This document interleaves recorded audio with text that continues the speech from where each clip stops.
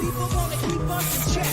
Tearing down each other is what they expect. You want love, well, hey, that's a bet. We got to give before we can get. Like a batter who is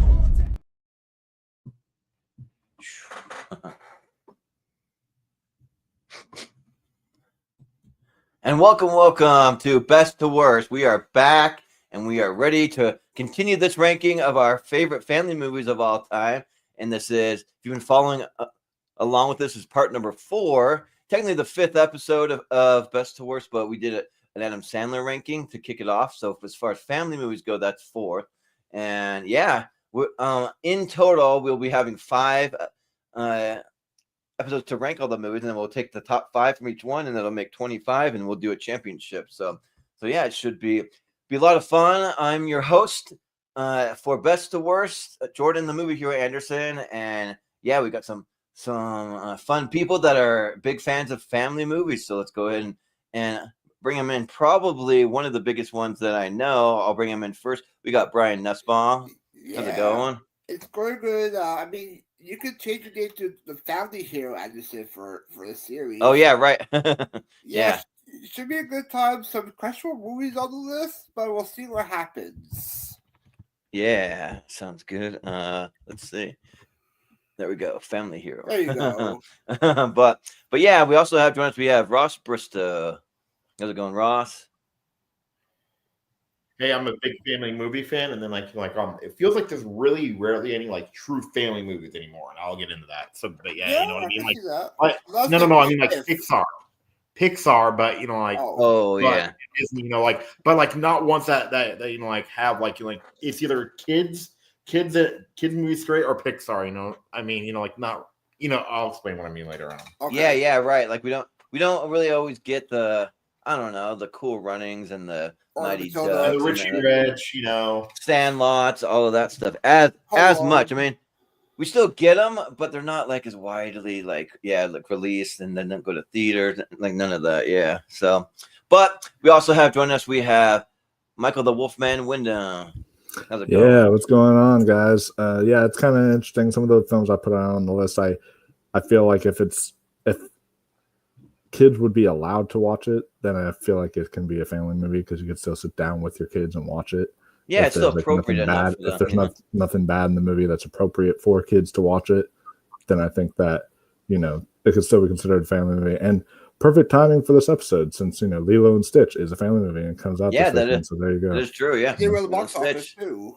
Yeah, and also too, as you'll see, so I didn't put any definition to what a family movie is. I let that be up to everyone's own interpretation. So you can put whatever you want on there. You can also vote however you want. If you want to vote for what you consider more of a family movie, or what you consider, or what movie you like more. I think we're all doing it just slightly different, but I think it'll be fun. But we have one last person though.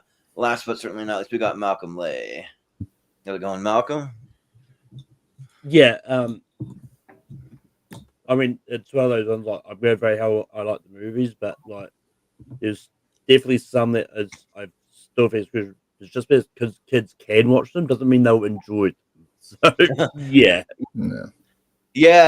There's a couple on here that I'm like, oh, maybe that's not a family movie, but I don't care. I'm still gonna vote it based on what I like the most.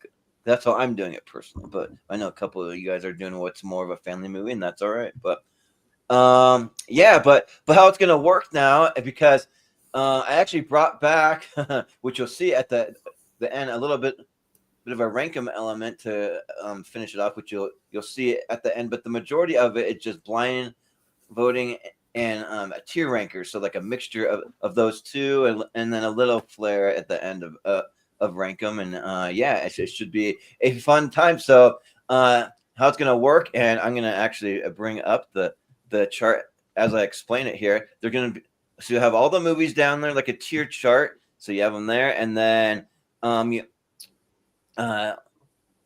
one and only one movie can fill each spot. Once a spot's taken, it is taken for a good. So let's say, for example, you have 10, 11, 12, and 13 all taken up. Then we rank one that ends up at number 11. We have to decide if it goes above that or below that, and we have to decide that. And also, to do that, we all pre-ranked all of our choices, and I have my handy dandy calculator here, and I'm going to calculate the average score, and also you guys like Malcolm or whoever wants to do it can feel free to fact check me and make sure I don't get my math wrong. I'm usually pretty good, but I'm not above being checked. But we'll make sure that we get that, and then we'll just put it based on the average, and at the end we're gonna do a little voting on our top 12 at the end. You'll kind of see how that goes at the end. So that's kind of the new, because I always felt maybe that the end was a little sloppy because what always ends up happening is that whatever movie gets ranked last, just by default, just ends up at the top, and I'm kind of like, whoa,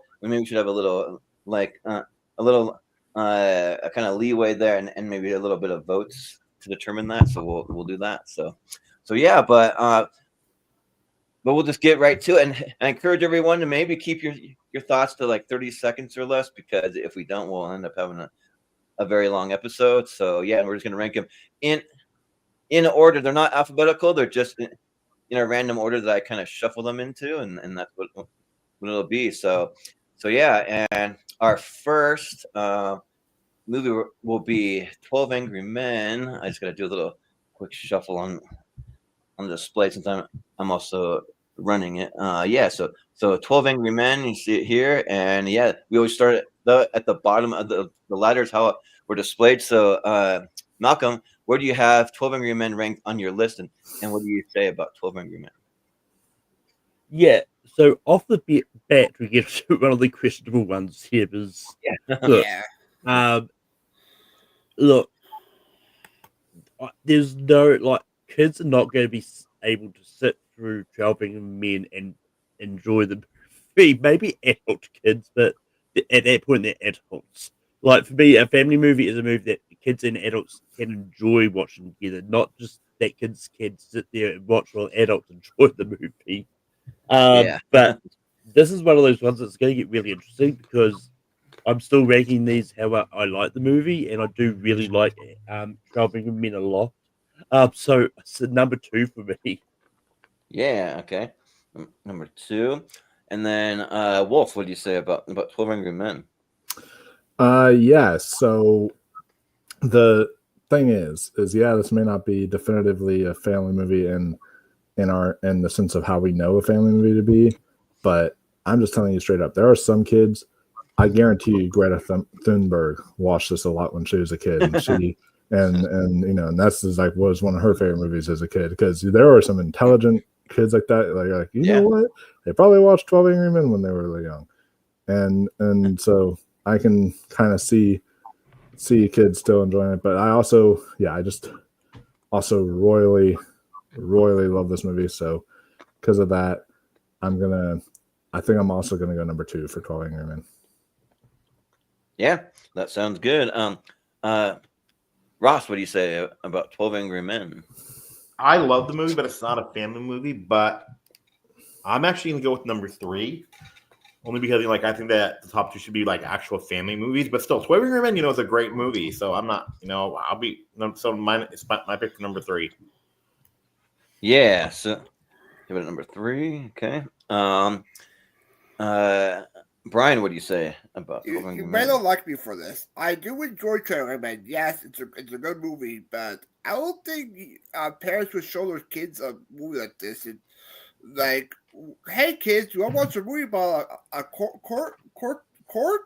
They may not enjoy it, and I also think they may be bored with it during the film. So I have it ranked at number 25. Oh dang! Well, that might kind of even it out here. So, 25. And then for me, I think I had to take both things into consideration for this one in particular, just because I think out of all the movies on here, it might be the least one I would consider a family movie. Well, there's 2 actually, but yeah, this is one of them. So, but at the same time, I think that it might be the best movie that's on the list, maybe for me, because I do really I love it. Like, if I'm being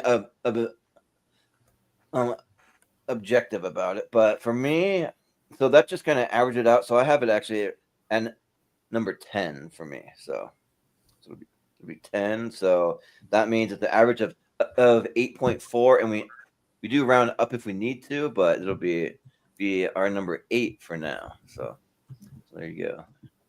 8 for 12 Angry Men. So there you go.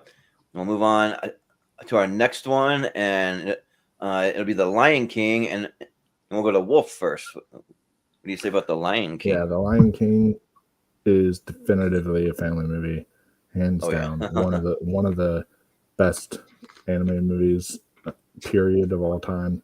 This and 12 Angry Men were both in my top 64. I think that they're both excellent. So I'm actually going to say number 1 for Lion King. Ooh, number 1. All right, we'll start out with a couple of bangers that might end up pretty high. But Ross, what do you say about the Lion King? I do remember seeing this in the theater. I do love it, but I'm gonna put it like number 6. And also, funny enough, the B team, like Disney's like not as great people. Apparently, worked on this while they're like A+ team. Like the top people that they think were the best worked on Pocahontas, and we all know how. Really? Yeah. Yep. But weird. So I'm gonna put it. Yeah, and Lion King's way better movie, but I'm gonna put it at number 6. I do think it's a little bit overhyped. I still like it. Yeah. Yeah. Yeah. You have it 6, you say? Okay. Yep. Brian, what do you say? For liking, I haven't ranked number 5. I haven't ranked that one because I like this other movie on this. I do enjoy more. Great score by Hans Zimmer, who I saw live perform the whole soundtrack for liking with so the cool. guy Level M, and also Tristan Chu did a good version of liking back a few years ago. I haven't ranked number 5. Yeah, sounds good. And I also have it at number 5 because I love the Lion King, and I think that that's hands down my favorite music from any Disney movie, especially The Circle of Life. It is just my favorite. Yeah. Yeah, yeah, and also when it's like even like the reprise when they just play like the like music or the instrumentals of it too. Like I just love it all. It's just so good. And yeah, I think that the Lion King is a classic that like might be forever in people's top 5 or top 10 Disney movies of all time because it's just that good. So yeah, number 5 for me. But Malcolm, what do you say about the Lion King? So you're talking the live action one, right? No, Yeah, not the live action one. Number 25 for me. You sure that's how that would be number 26. It breaks the scale. Yeah, right. No, but the animated Lion King is incredible. Like it's my number 1 easily on this. Okay. So yeah. So I'll put it at a 3.6. So we'll round up and it'll be at number 4 for now. But we'll do some kind of maybe rearranging a little bit because that's the thing. It's hard to get an average of a number 1, and that's why I kind of wanted to do some votes at the end. But we'll do that. I mean, if everyone said 1, then it'll get an average. Exactly. Right. Yeah. But it's pretty rare. But it could happen. Yeah. Yeah. End, so it could move up. It could move down. Whatever. Yeah. But up next we have E.T. the Extraterrestrial, which to me sounds kind of a redundant title. Doesn't E.T. stand for extraterrestrial? I don't know, but no, that's what they call him. They call him E.T. Yeah, but the original title is actually called "Watch the Skies." Oh, it is. Okay. Well, yeah. For E.T., I think I kind of like that title better, even. but Ross, what do you say about E.T.? I'm gonna go with. I love this movie. Like it's in my top 10 Spielberg, and it's just better every single time I watch it. And then like the tell me you guys do not feel the whimsy when he's with the music playing when he's flying. So I'm gonna put this actually at if we're talking about pure family films. Whenever people think about family films, they think of this and The Sandlot. So I'm putting this at number 1. Oh yeah, interesting. Sounds good. Yeah, but Brian, what do you say about E.T.? Yeah, I have it ranked number 13. I love E.T. It definitely should have found the movie for Spielberg, especially the audition for Henry Thomas as Elliot, and the great score, great trash in Universal Studios, and also appearances the Star Wars films as well. I have it ranked number 13. Sounds good. Yeah, number 13. All right, cool. Yeah. So for me, it's like you're you're talking about last round, my favorite animated score of all time. This is my favorite score of all time for Same any here. movie. Period. Yeah, like E.T. is just so incredible, and like the magic and like just the feeling that like John Williams brings to it. Like without that score, I think there's a clip that you can watch where they play E.T. without the music to it, and like and it's a John Williams concert, and Steven Spielberg comes out and he's like, "This is how much this man means to me."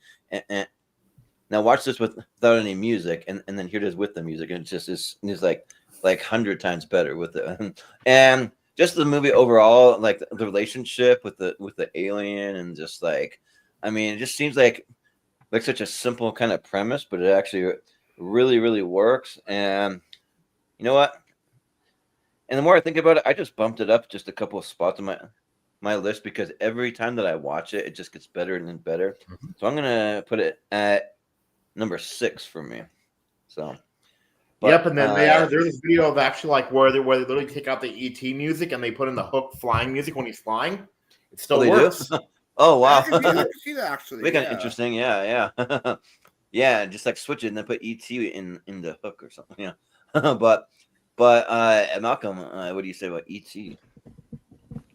Yeah, I like ET. It's one that I'm not as high on as other people, but I'll watch it every now and then. But it's not one I go back to a lot. So it's number 13 for me. Yeah, number 13 sounds good. And Wolf, what do you say about ET? Yeah, I'm gonna go number 4.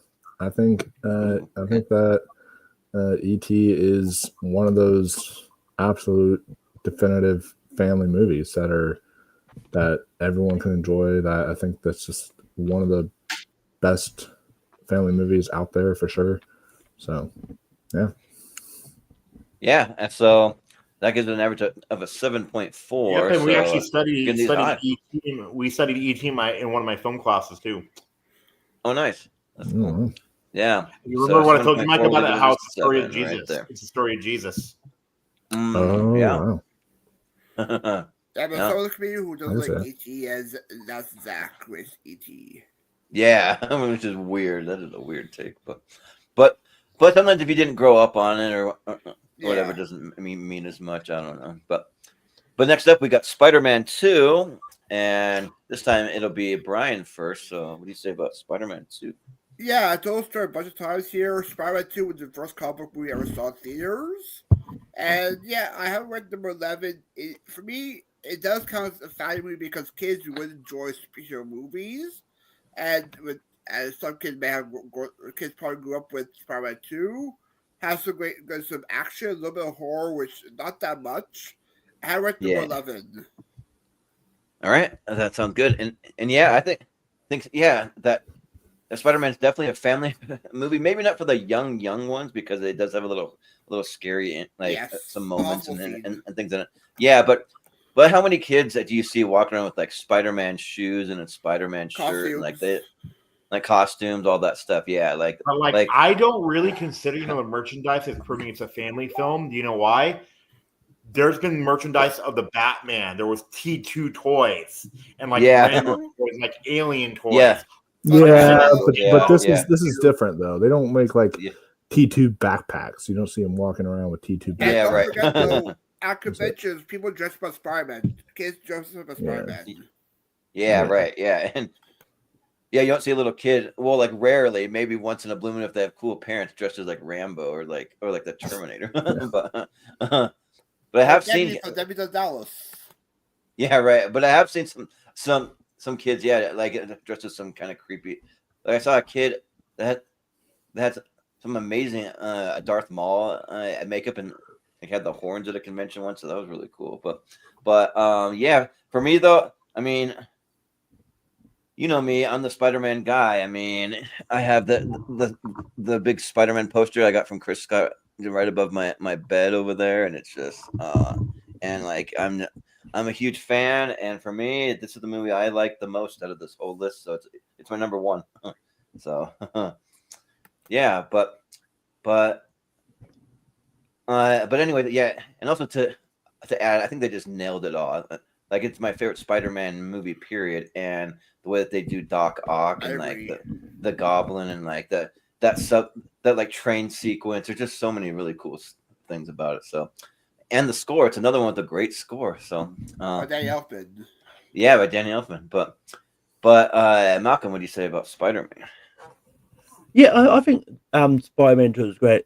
Spider-Man 2 is one of those ones that like it is kind of like on the border of being a family movie because like well yeah like as you said like young kids may not like the movie until they're older but like if they're like 5 or 6 they may not watch it. They may have grown up with like the animated series of Spider-Man that is more kid friendly in that than anything. But Yeah. I still quite like Spider-Man 2. It's number 4 for me. Yeah, sounds good. And yeah, like I can kind of see that there's some superhero movies because like for me, I don't have kids, but I get to be the fun uncle. So my nephew came over and he's only 8 years old and I showed him Thor Ragnarok. We were just watching that and then his mom comes in and he's like, "Why are you showing him this? That stuff with like Hela and like all that's really creepy and he's gonna have nightmares about that." I'm like, oh yeah, I didn't even think about that. I'm sorry.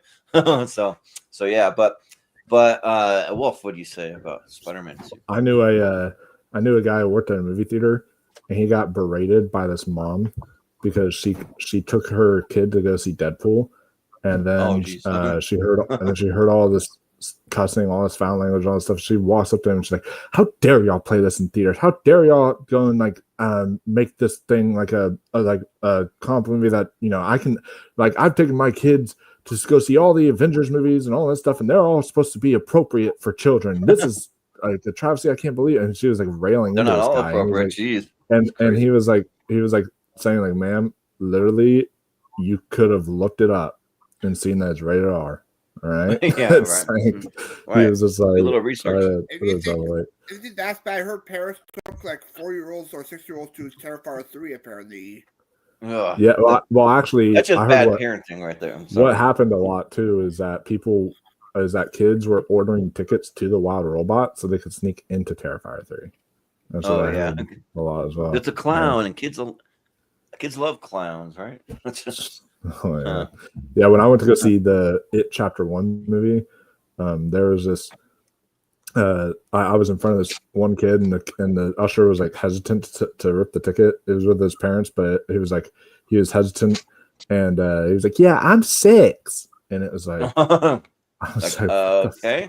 Why are you letting your 6-year-old into a movie about Pennywise? Okay. But anyway, Spider-Man 2, I love it. I think it is a family movie. Anything like Spider-Man related, I feel is definitely family because adults can enjoy this. And also just the messaging, too. This is, to me, the greatest superhero movie of all time.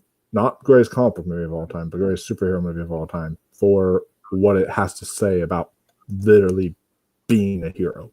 Like being a superhero. It has that positive message behind it that kids can enjoy, that families can enjoy, the positivity of the message of it. It's really going to resonate with all sorts of families. So I love it. And I actually have it ranked at number 5.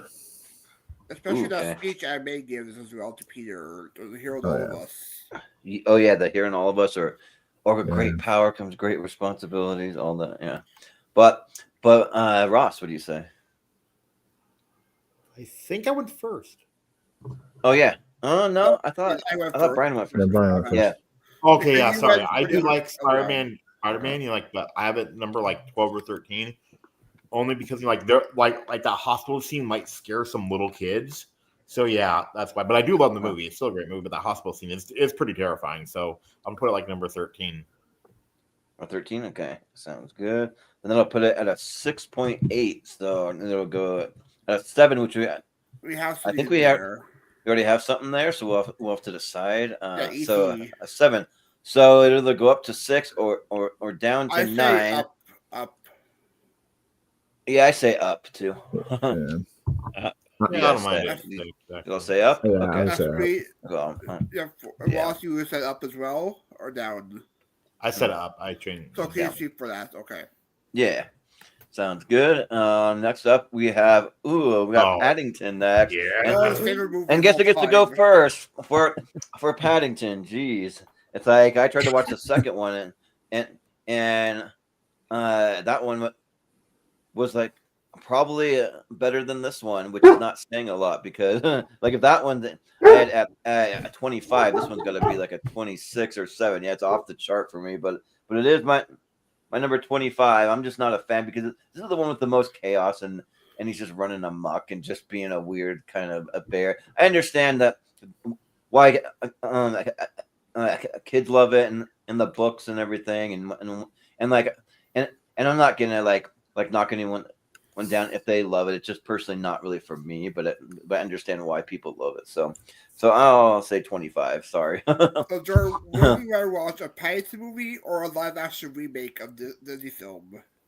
Probably a Disney film, honestly, because there are a couple that are decent, but there's no Paddington movies that are decent for me. So you want Paddington living in your house and destroying everything in your house, right, Jordan?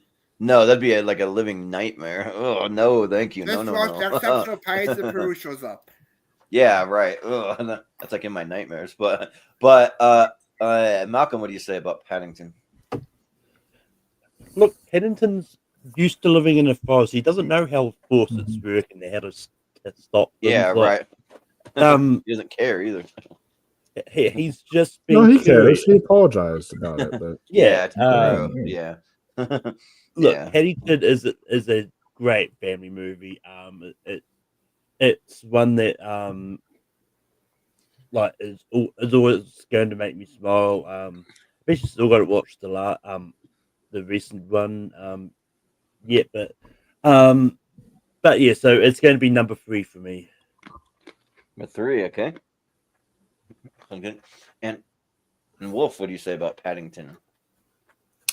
Yeah. So Paddington is, first off, I was gonna say, like, I understand your issues with it, but like if your issue is he's causing destruction everywhere, then don't watch a kid dog movie, because the kid's dog movie they do the same thing. They'll rip apart the sofa, they'll get into everything, they'll make the house an absolute living nightmare, and stuff like that. That's just what happens with a lot of kids movies. You get an animal in your house who's an animal, and then that's what happens. So but I think it's an animal I can forgive for that kind of stuff, because the Paddington, it's like an uncanny valley of someone that's supposed to be human or an animal or halfway in between.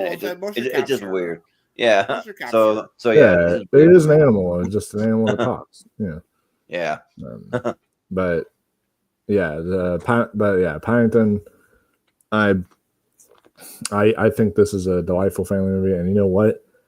I'm curious if we all vote it high, it might get up in there. So there's another film I had in this slot, but I was like, you know what? Just for the sake of getting Paddington up that high, I'm curious to see where it goes. I'm going to put this at 3. 3. All right, yeah. We'll see what happens. Ross, what do you say? I do like this movie. I think it's a little bit overhyped, but I still like it a lot. So I'm going to put it at number 6. But I still really like it. And I was actually super late to the party, and you gotta get Andrew to watch these, right, Mike? Yeah. Oh yeah. Yeah. He wants to watch Paddington in Peru before he watches the other 2, and I was like, just because it's 2025. Yeah, don't do that. I was like, yeah, you have to watch the other 2 first. Like, no. Yeah. But don't be like me. The only franchise I've ever done that with, and I did it with the books. So I did it with the movies, were the Da Vinci Code series. I read the books in reverse order, and I watched the movies in reverse order because I wanted to. But Brian, what do you say about Paddington? Yeah, I do enjoy the Paddington movie. This is my least favorite of the 3, but I do enjoy it. Yes, he does cause chaos in the film a bunch of times. I haven't read number 60 because it's my least favorite of the trilogy so far. Mm-hmm. So 16. Is number 16, okay. 16. All right, let's see where that. Damn. Okay, I wanted to try to get it high up enough just to piss off Jordan, just to get a. Well, it's still in the top 12 though, because It's at a 10.6, so that means that it's going to be eligible for voting later. So we'll see. So it'll be at number 11. So it'll be right there. So we'll see what happens. Next up, we have the Paper Brigade. Nice. So we'll see if anyone else has seen it because I've officially seen everything on the list. But Malcolm, you're up first. What do you say about the Paper Brigade? I actually have no idea what this is. I tried to find it, watch this. I couldn't find it anywhere, so it's 25. So I haven't seen it. Well, somebody uploaded it to YouTube. That's how I found it. So, but it was like VHS quality. But it's still all right. But Wolf, what do you say about the Paper Brigade? Same. This is the first time I'm actually hearing about this movie, so because of that, I'm gonna have to go 25. You would like it. Yeah. Yeah. But you say 25, Malcolm? Also, I think. Yeah. Okay. Yeah. Okay. Ross, what do you say? I put this on the list only because of pure nostalgia. It's been a while since I've seen, but I remember liking it fine. And like Robert Englund in a Disney movie. Yeah, right. A crazy military guy. So yeah, I'm gonna go with like number 17. But it's not that. It's actually a good movie. I think you really like it, Wolf. Yeah. I'll check it out. I love Robert Englund. Yeah. Brian, what do you say? I had not seen this one either, but when I searched on YouTube for it, it came up with Gunstar the Paper Brigade, so I wasn't sure if this after was the right one, but I did see a little clip of it, like a preview of it. It looks interesting, but I had went number 23. Okay, 23. And so I watched it, and yeah, it's actually it was a lot of fun, and I was trying to pinpoint where the main kid in it was. His name's Kyle Howard. So he shows up in Orange County, where like, come on, man, we got to go surfing in his honor because it's our friend's birthday, like his death birthday or whatever, and they go and do like the little like surf like tribute thing. He's like a surfer guy, but that's really the only thing I really know him from. But he's pretty good in it. He's fun. I'm trying to see where.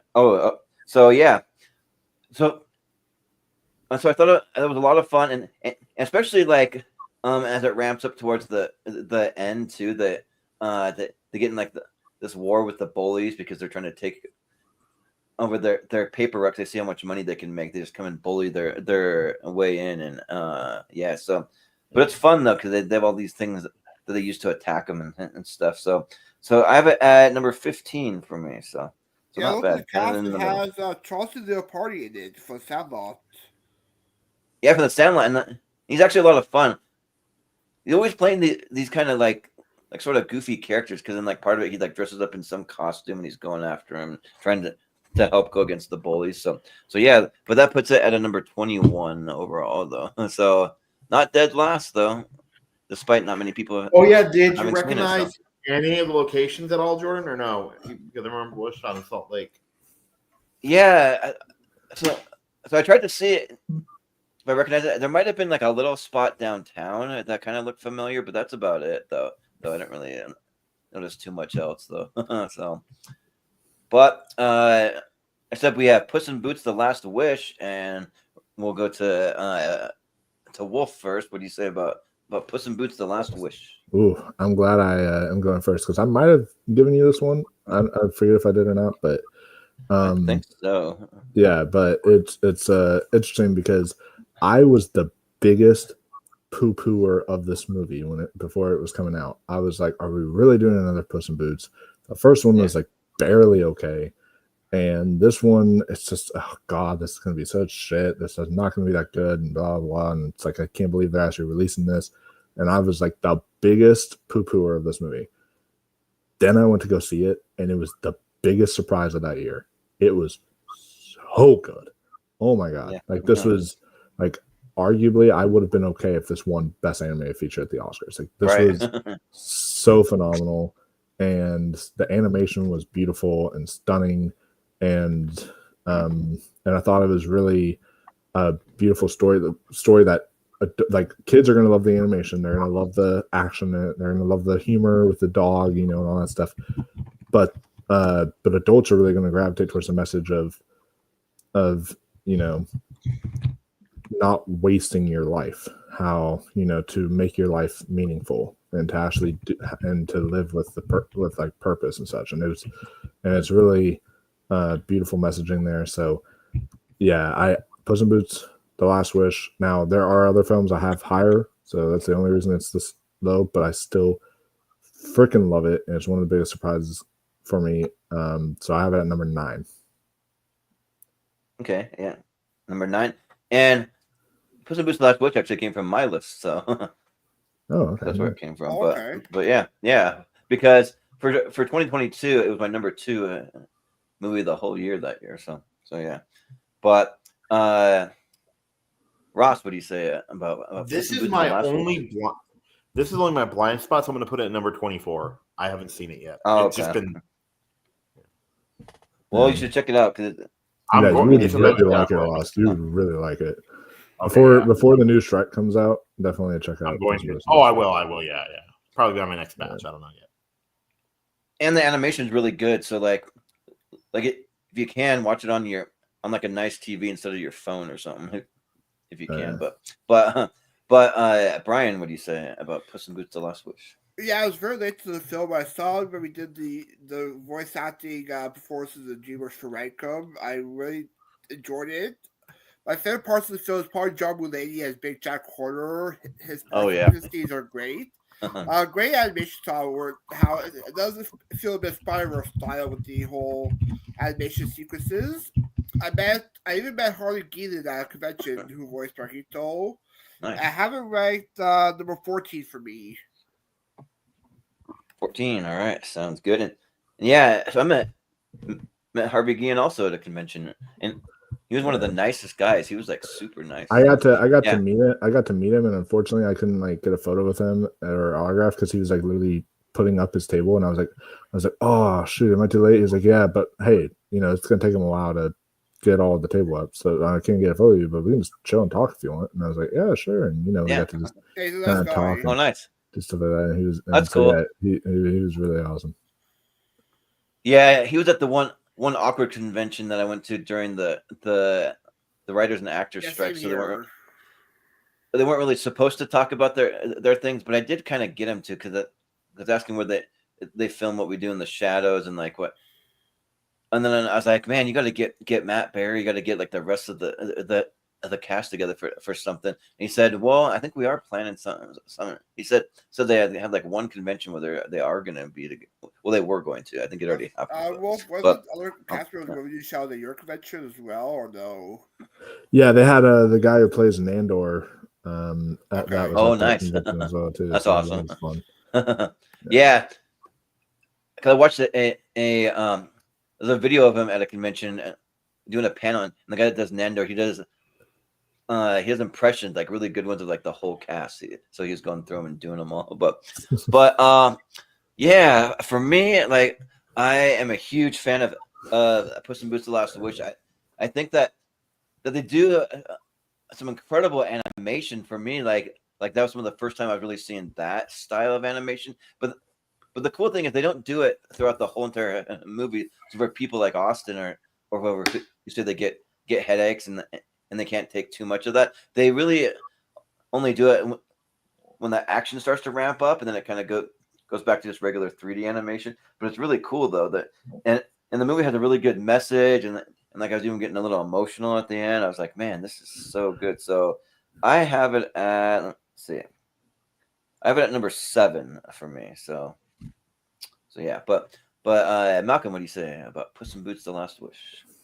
Yeah, I think Puss in Boots: The Last Wish is okay. I don't think it's as good as people make it out to be. I didn't like the animation that much. Like, as someone who did think that the first Puss in Boots was good, like I think the change in animation was very jarring, especially when you watch them back to back. But for me, it's 19. All right, 19. So that gives it a 14.6 is where it's gonna end up. So like somewhere in the middle, kind of. Speaking about the voice actors, though, do you know who we met at the con that was a really nice guy too? Was actually Stephen Kramer Glickman. I haven't met him yet. Oh yeah. Well, Brian, he's actually really cool. Yeah, he's so nice. I know We he got was his we have voice his at Big we Time have his Rush, I know info. that for sure. We have his Yeah, info. yeah. he's like right? he's one of the nicest guys I've ever met. Yeah. They got his info to maybe get him on the podcast sometime. That'd be cool. Or Yeah. Tour Fights or Tear Acre. He actually Yeah. spilled some tea to us too, which I'll talk to you guys about after. But it was funny tea. Yeah.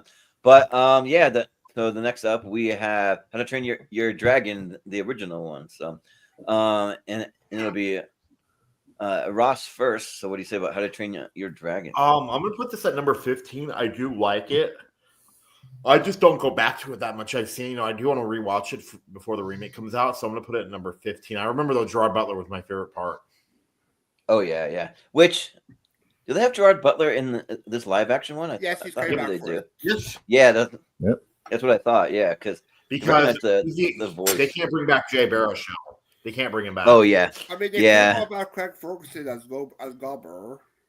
yeah, true. But Yeah, they can't bring. Yeah, he's too old, right? Isn't Jay Baruchel too old? Oh, yeah. yeah, I think so. But they could have given him like a different role, but maybe that would have been weird. I don't know. But Brian, what do you say about How to Train Your Dragon? Yeah, I do enjoy the House of Dragon series. I have this one ranked number 15. It's my least or second least favorite of the trilogy, but that's not saying that. It's saying good because it's a good series though. I do enjoy the voice work. I met last year Christopher Mintz-Plasse at convention who voiced Fish Legs. I have ranked 15 as well. All right, cool. That sounds good. And for me, so when these movies first came out, like I thought they were way overhyped. They're like because it'd be like Toothless is just like my dog or my cat or whatever. Like I really relate to this. I'm just kind of like I don't relate to it because I'm not a huge pet person. I mean, I appreciate animals, but I just don't like really have a big connection to pets. But over time though, I'm like finding things to really appreciate about them, and I can really see those kind of things more and more. And also too, for the whole series as a whole, I really like that they actually age the characters. Also, Yes. like what's his name? What's the main character's name? Hiccup. Yeah, so like Hiccup, he actually gets older and stuff. So that's cool. I appreciate that. Which actually works if the live action movies work, then they can have the same actor and have him age up with the movies. But they are doing a stereotype sequel to the How to Train Your Dragon live action. oh, nice. Yeah. Because I don't see Jay Baruchel, who's 42, being able to play Hiccup. Too old. Yeah, no, but I mean, for everything that I say, I'm against the Disney live action movies. This is a different studio. This is Pixar. So No, DreamWorks. Or yeah, sorry. I don't know why I said Pixar. Yeah. DreamWorks. Yeah. So I want to give it a shot. I'm not thrilled that it's kind of a shot for shot remake, but maybe that'll work more. I don't know. We'll see. I mean, maybe we're just seeing the shot for shot things in the trailer, and maybe there's some other stuff we're not seeing. But yeah. So this one I'll go see, and I'll give it a shot. But I'm very skeptical. Like it's gonna be pretty easy to let me down because of the Disney ones let me down. So we'll see. But I mean, as soon as recall, they released it, and everyone loved the live action one. Yeah. So I don't know though. If this is a success, though, I don't know how I see the like Madagascar working in live action. No way. Oh yeah, or like Shrek. Shrek. Yeah. Shrek Kind of weird. Shrek could work. Yeah, No, it could what's maybe. worse But is B movie live action. B movie. oh yeah, that'd be hard. But yeah.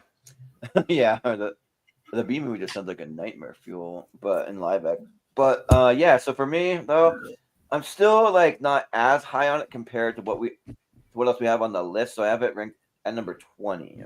I do still like it. It's not like sign that I don't like the movie. I just like a lot of the other movies more. So it's at 20. But Malcolm, what do you say about How to Train Your Dragon?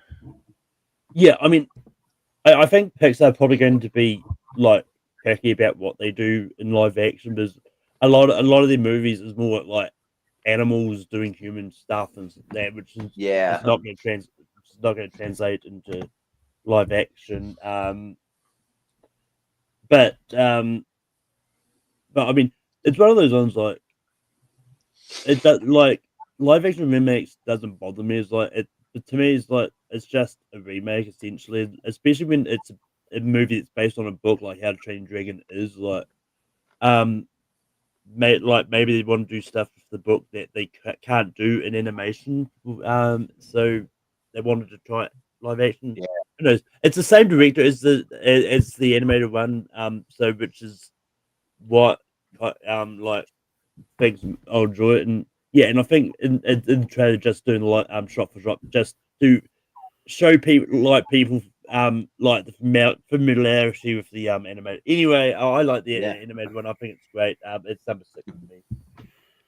Number 6, okay, and I mean if they would have done like it's like for everything that I've said that's against Lilo and Stitch live action, I don't think we really need it. The Stitch character though looks great, and if they would have done that with like some of the Lion King or like the Jungle Book and made it that animated, I think they would have worked better. But they didn't really do that. Versus Stitch as well, Chris Sanders. Oh yeah, and they made it like for a lot of Disney movies, they made the animals too realistic, where they just don't have a lot of emotion. So it's kind of weird. But Wolf, what do you say about How to Train Your Dragon? Yeah, so I really like How to Train Your Dragon. This trilogy to me is one of the best, most underrated trilogies of all time for me because all of them are absolute bangers. But I prefer the second one. The second one is my favorite. I agree. Of the trilogies. So because of that, I'm still gonna go number 11, but I do really like it. So number 11. So that puts it at a 13.4. So it'll be at 13. Which and I also don't the think we have look this is supposed to be like Stitch almost the same design. Oh yeah. So that's and cool. Also the new How to Train Your Dragon because it played when I went to go see Revenge of the Sith. The trailer played actually in this format that might have to be on consideration for a 40X movie just because the trailer played in 40X and like it was really interesting seeing feeling the flying of the dragon. That is cool, yeah, because they played it when I went to go see Mission Impossible. They played How to Train Your Dragon in 40X, and you really feel like you're flying around with it. Because if you ever been to like Disney World, like doing the Avatar thing with the Na'vi, like that's cool too when you're flying around with that. So it could be something kind of similar, So yeah, but next up we have the School of Rock, and it'll be Brian up first. So what do you say about the School of Rock? Yeah, one of the movies I grew up with. School of Rock is great. Jack Black is best role, I would say. Great music, great chemistry with the kids. I have it ranked at number 2 for me. All right, number 2, cool. Yeah, I think that like School of Rock is just so good.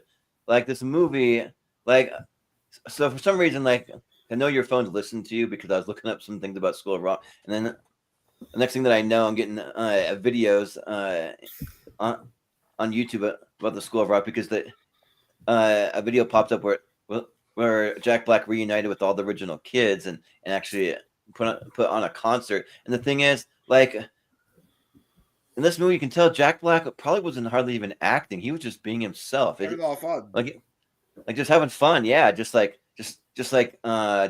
totally being like his true self.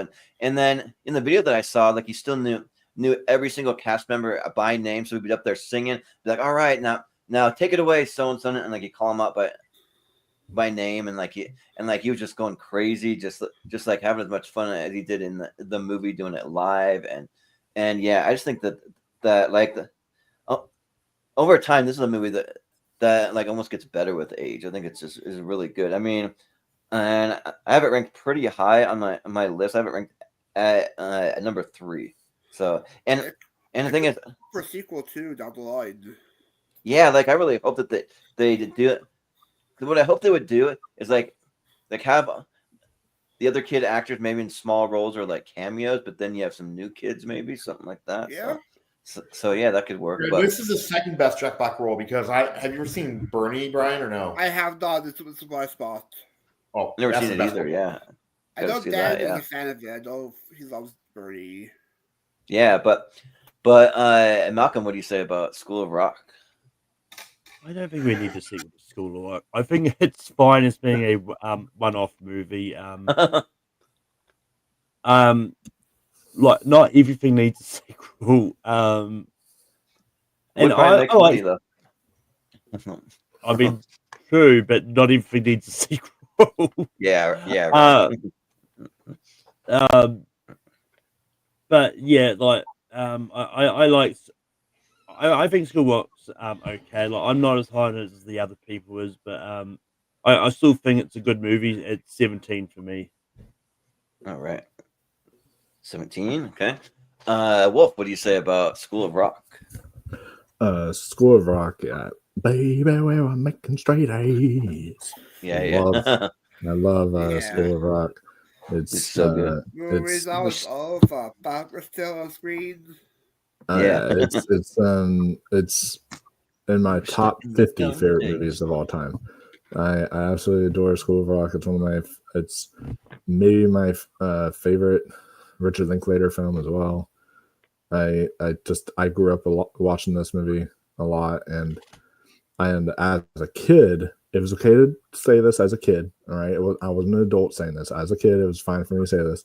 That the girl who was like the bass guitarist in the movie, I had a massive crush on her as a kid. Like straight up. Yeah. She was like, I was like, oh my god, she is so cute as a kid. But yeah, well, she's an adult now, and she's kind of cute. So, oh yeah. So I'll say it she now. is an adult now, so I can now say she is still really cute. Yeah. So there you go. I don't have the sound effects. Sorry. but yeah. Jack Black is great. The whole cast here is great. So School of Rock is going to be number 6 for me. All right, number 6. Ross, what do you say about School of Rock? I do like it. It's been a while since I've seen it, so I'm gonna put it at number 9. But I remember I loved it though. But I gotta watch it again. Yeah, and where I grew up, I know that they actually had a School of Rock music academy that like kids and teenagers could join, and they for sure teach you all the songs from the movie, but then all kinds of other stuff you want to learn, which is pretty cool, I thought. So, and they do like local concerts and stuff like that. But Brian, what do you say about School of Rock? I was first. I ranked number 2 for me. Oh yeah, that's right. So then it'll be up the musical adaptation and TV adaptation of School of Rock. Oh yeah. Oh nice. That's Don't cool. even get me started on the TV Broadway could work. adaptation. It's so bad. But Wolf, Is it bad? the actor who plays Dewey Finn, the same actor who played Beetlejuice for Broadway. Oh weird. But no, it's like the guy who they got to be Jack Black. You know, Jack Black is like he's got that raspiness to his voice. It's great. But then it's like the guy who's playing him in the Broadway play is like, baby, we were making straight A's. We were stuck in the dumb days. And I was like, oh, what the fuck? No. Like, weird. The one guy though, the one that like Jack Black is impersonating, he might actually be a better showrunner than actor because he's the showrunner for the White Lotus. He created it. Oh, Mike White. Oh yeah, Mike White. You're right. Yeah. Yeah. But so average out to a 7.4. So we gotta decide if it goes up to 5 or down to 9. I say up for me. That's what I say. But we still have some heavy hitters, so down. Yeah. What do you say, Malcolm? You say up down. or down? Okay. Wolf is heartbreaker. Oh, yeah, Wolf, you can be the tiebreaker. Yeah. Why is it on me? Oh god. Either they're up or down. Read that. And this is one of my top heavy. You really want Toy Story 3 out of the top 5? No, yeah, because there's still Toy Story 3 and there's still Muppets Christmas Carol, stuff like that. I'm gonna say down, unfortunately. Down. Well, it's not too far down because if it's in the top, because it's in the top 12, yeah, it'll have potential to maybe move up. So, but just like I was looking at How to Train Your Dragon, just missed the top 12. Sorry. Yeah, but oh boy. But next up we have Casablanca. So and it's me at first. So this was the other one that I've considered maybe not a family movie because I just think that like if I watch this movie and I get bored, then I'm sure kids are gonna oh like I don't want to watch something. Now is this movie over yet, Mama? like just kids kind of like just kind of complain. It may be like appropriate enough for it, but I think maybe even kids may not even understand some of the themes because the first time I saw it, I didn't understand all the themes. so I mean, and I just have not really been a big Casablanca fan. Period. I know some people say that it's like one of the greatest movies of all time, and especially Chris Scott or Dan Skip Allen. But for me, I have it ranked at number 22. It just bores me, kind of. Sorry. so yeah, but Malcolm, what do you say about Casablanca? I mean, as I said with Trevor, I mean, just because something is appropriate for kids doesn't mean it's a family movie. Yeah. There's look, like when I was a kid, unless it was a Disney animated movie, when it came to like old movies, I was like, this is an old movie. Why are you watching this? Yeah, right. It was like just because it's old, yeah, they probably will be kind of bored. and it's one of those ones. I think generally kids would be bored of Casablanca. Like this is one for more like adults and that and yeah, so but it still ended up at number 12 for me because I do like Casablanca enough. So yeah, sounds good. Wolf, what do you say? Yeah, it's also going to be number 12 for me because this is in my top 128 films of all time. I think this film is excellent. Yeah, is it really a family movie? Not necessarily, but I do think that this is a really good movie. So I'm still going to say number 12. Yeah. But to be fair, though, Wolf was one of the last ones to get his picks in, and some of them were already taken, so he came up with some alternates. So that I'm pretty sure that was an alternate, but Ross, what do you say about Casablanca? I don't think it's a family film, but I think it's a great film. So I'm gonna put it like number 15. It's still a great movie, you know. It's just I don't know. I don't think any kid will really understand it. Really. Yeah, right. But Brian, what do you say? Yeah, the other question we on this list, I had it ranked number 24 for me. This is not a family movie. I would. This is one film parents will not show their kids at all. They'll feel bored by it. It's like more of a war movie than a kids movie. They'll be like boring. Yeah, right. 24 for me. yeah, they'll be getting very fidgety and wanting to run around and not sit still. Yes. Yeah. So it'll average to 17 for that. So it'll be right there. So it is still a good movie. I don't think it deserves to be last, but it's still maybe lower, a little lower than some. But next up we have Pinocchio, the original Disney Pinocchio. So be Malcolm first. So what do you say about Pinocchio? Yeah, it's this is kind of a mid-tier like Disney animated movie for me. It was like I like it, but I was never a big fan of it. There's and yeah so it's 14 for me. Yeah, that sounds good. Wolf, what do you say? Yeah, so Pinocchio, I like this movie. I agree with Malcolm. It's kind of mid tier for me. As far as in terms of Disney films, I think it is a family movie. There's stuff kids will enjoy. There's stuff adults will enjoy. So for me, it's going to be 16. All right, 16 sounds good. Ross, what do you say about Pinocchio? This is a top 5 Disney movie for me. I've always loved it. Like, if you really think about it, it's one of the. It's not the darkest Disney animated movie ever because you have drinking and smoking, and the scene where the kid turns in to a donkey. It's literally like one of the most horrifying scenes in a Disney movie. So I'm gonna put this at number 8. I love this movie. Yeah, it's like, there's a few of them that that are pretty creepy. That might be like another list for like something of the creepiest Disney movies, like The Hunchback of Notre Dame, or like some of those ones too. Yes. But Brian, what do you say? Yeah, Pinocchio is the classic. Has the iconic Disney song "Waiting for a Small Star." I had like the. Are you sure this is not Norman Benini's Pinocchio or the Marty Short one? But No, no. I had Pauly right. Shore did one. I forgot. Yep, I have right to number 9. It's a classic. One of my first Disney movies I ever saw as a kid, and has like 3 villains in there with Honest John, Stromboli, and the Coachman. So number 9. Oh yeah.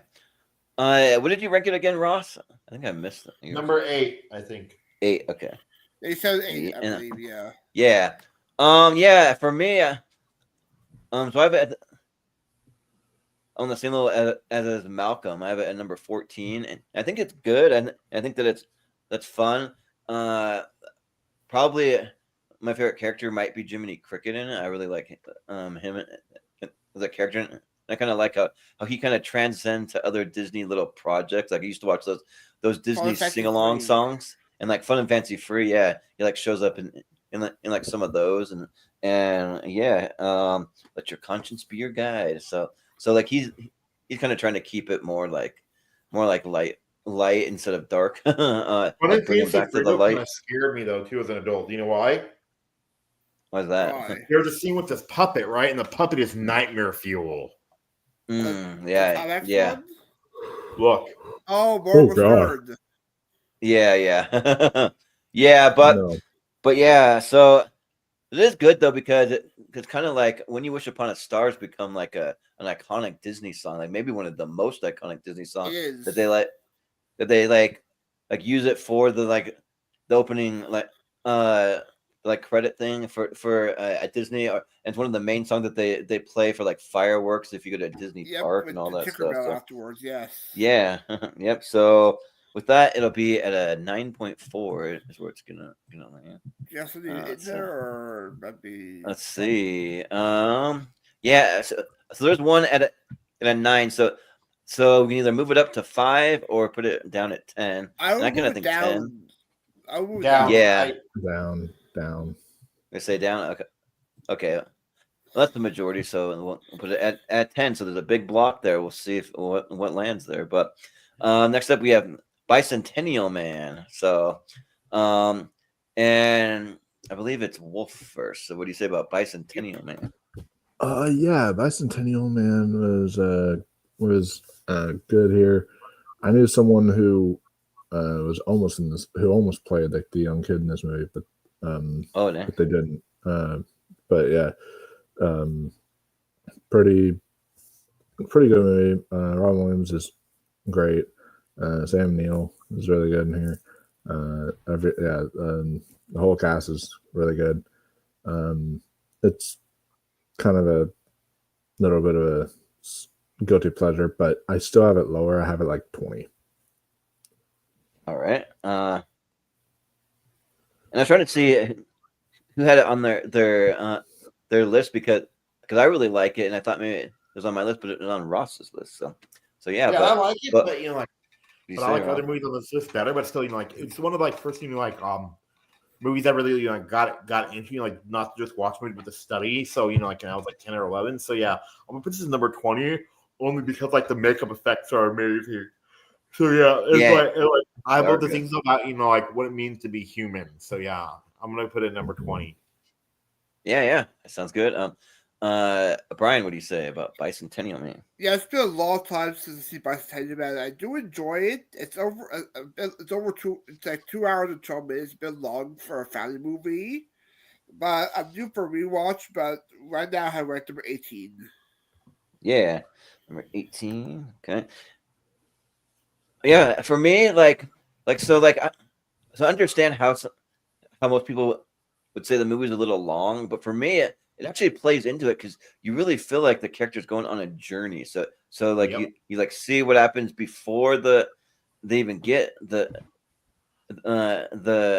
robot, but then you see when they do get it and when they meet him and how he has to to adjust to the family and like to the young girl, all that stuff. And then over time, he ends up like becoming more human and actually dating the young girl because he lives so long that like she grows up to, I guess, a similar age to what he would have been. I don't know, but he's a robot, but so he's not really having age, but still, and yeah, but I think that it's really good, and there's a lot of kind of ethical things and a lot of like things like what it means to be human, like Ross said and stuff, and yeah, I think it's really good, and it's one of my favorite. If I were to put together a top 10 Robin Williams movies, it would be in my top 10. So I'll say 12 is where I have it. So yeah, but Malcolm, what do you say about Bicentennial Man? Yeah, I remember watching Bicentennial Man a lot when I was growing up. I haven't seen it in a while. I was going to give it a rewatch for this. It left Netflix when I was going to. So I was like, yeah, Yeah, I probably will give it a rewatch at some stage. But for me at the moment, it's number 15. or 15. Okay, let's see.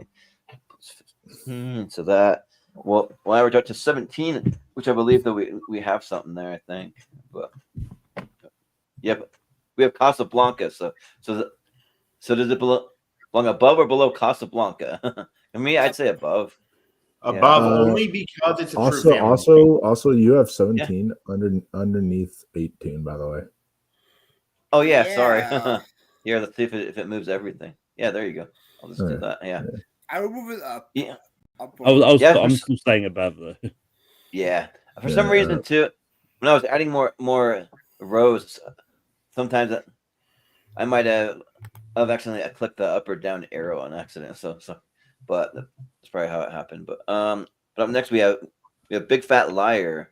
So and this time it'll be Ross first, I believe. So I like this movie. I don't, like it was a little bit past my time. I mean, I was like 13 or 14, so I was watching other stuff. But I don't mind, I wouldn't mind, like in the like maybe 13 range. Yeah, 13. So yeah, sounds good. Brian, what do you say about Big Fat Liar? Yeah, Big Fat Liar is one that I discovered a few years ago. I actually do love it. Paul Giamatti's have a lot of fun as Marty Wolf. It's perfect time for Frankie Muniz because you had Malcolm in the Middle, the 2000s, and Agent Corey back the year after. It's a lot of fun, especially how we like the wolf sequence where he blues Paul Giamatti, make him all blue. You know, Myers has some fun there. Early Terry Killam popping up there. Oh yeah. This one I rank number 6. Number 6. All right. Yeah, for me, I never really got into Big Fat Liar. Like it just, I don't know. Like it was just before, or no, like past my time. I would say, yeah, and because I was a little too old for it when it came out. I was just kind of like, I do like Amanda Bynes though. Like, I'm a big Amanda Bynes fan, and I like Frankie Muniz also, and Paul Giamatti. But the way that it's like put together though, just didn't really like work for me at the age that I was. And also, this movie has Dan Schneider in it too. but back then we didn't really know what we know now. But still, it's kind of like, we're still trying to hover over Amanda Bynes for some reason. I don't know what's going on there, but yeah, I have it ranked pretty low on the list. I have it at number 23. So I don't think that starts with the movie. I think he wrote the screenplay. Oh, maybe he wrote it. Maybe that's what it was. Okay, because I was gonna say, if you go to Google, he's listed, but it doesn't give him any kind of role. So maybe he just wrote it. Yeah. Sean Levy does make a cameo. Who directed it though? Okay, nice. But Malcolm, what do you say about Big Fat Liar?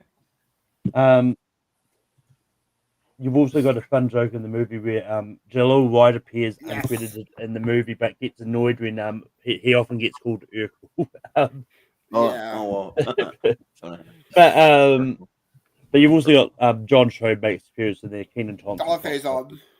Yeah. But yeah, I love Big Fat Liar. Like I was 17 when this came out, and I loved it. Oh yeah. So I was like, so yeah, it ended up pretty low for me just because there's other things in this list I do like more, but it's number 16. Yeah, I think I was about 17 when it came out, also. So yeah, about 16. But Wolf, what do you say about Big Fat Lie? Yeah, unfortunately, because of Memorial Day plans, this will have to be my last one. Sure, that I discuss on there, but yeah. So but Big Fat Liar to me was really really good. As a kid, I grew up watching this a lot. I Wolfman, the way I got the name Wolfman, there's several different ways, but one of them was definitely Marty Wolf was definitely part of that inspiration. So, nice. yeah. Paul Giamatti is excellent here, and this one, yeah. I always had this. I always quote this one to one of my best friends and such. So it's a really great time. I'm gonna say 15 for this one. All right, and number 15. So that'll average that to a 14.6. But while I put it up there, do you have anything that you want to plug real quick before you head out, Wolf? Yeah, so you can find me on Mega Movies. We will be finishing up our Mission Impossible stuff and doing a review soon for you guys. And then also The Last of Us. We didn't get to reviewing episode 6, so we're just going to do like episode 6 and 7 together and do them as 2 separate reviews, or doing both in one video. So we're going to be doing that as a way to cap off the show.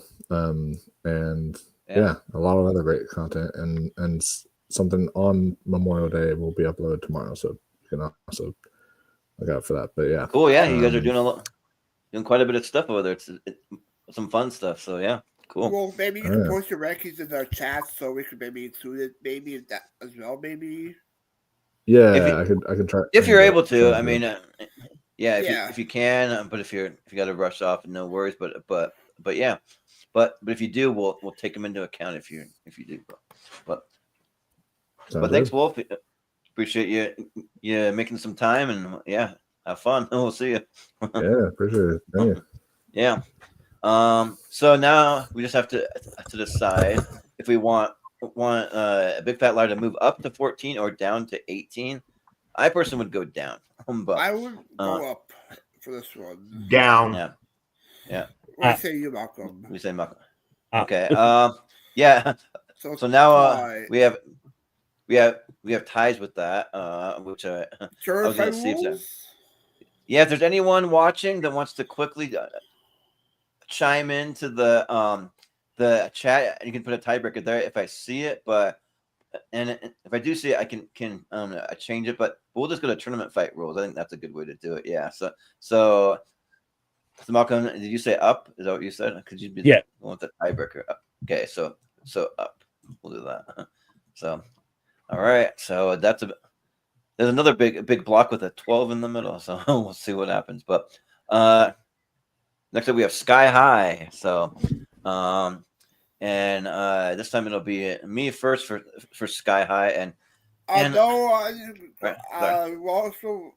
last round I just remarked my turn here. Yeah, it's supposed to be Brian. Yeah. It makes sense, but it might have thrown me off because Wolf left. But yeah, Brian, you can go ahead. Sky High is what I grew up watching a lot. I saw twice in theaters actually. I really dug this movie. It's a superhero school for kids. It's a lot of fun. You guys the kids hall reuniting. Bruce Campbell has a lot of fun there as Coach Boomer. I love Marilyn Winstead as Major Payne. It's one of my 138. I had ranked number 3. 3. All right. Let's see. 3. So I guess this is the time for me to finally say it, because I mean I've kind of like alluded to it, but I do not get the love for Sky High in this community at all. Like people are so high on Sky High. I'm just kind of like what are you seeing about this movie that's so great? Like for me, granted, I didn't grow up on it, so I'm just kind of like like I don't have that connection there. Like I only saw it probably maybe like 2 years ago for the first time, and I just thought it was fine. And I'm a big comic book superhero guy, but like it just didn't do anything to me. A lot of it was like cheesy and kind of like just seemed like almost like a like a Disney Channel a movie of sorts kind of thing. I mean, like maybe a little higher quality than that, but not like that far off. And like, I'm just kind of like man, people are like really high on it. I'm just kind of not so much. So it's fine if you like it, but and I do like it. I don't hate the movie, to be fair. I just like think that people are just It's an original overrating this story, movie. George. I It's not think. based on anything. Yeah.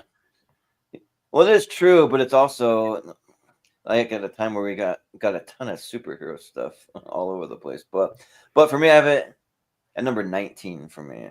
Where I have it. So Wow. yeah, yeah. But Malcolm, what do you say about Sky High?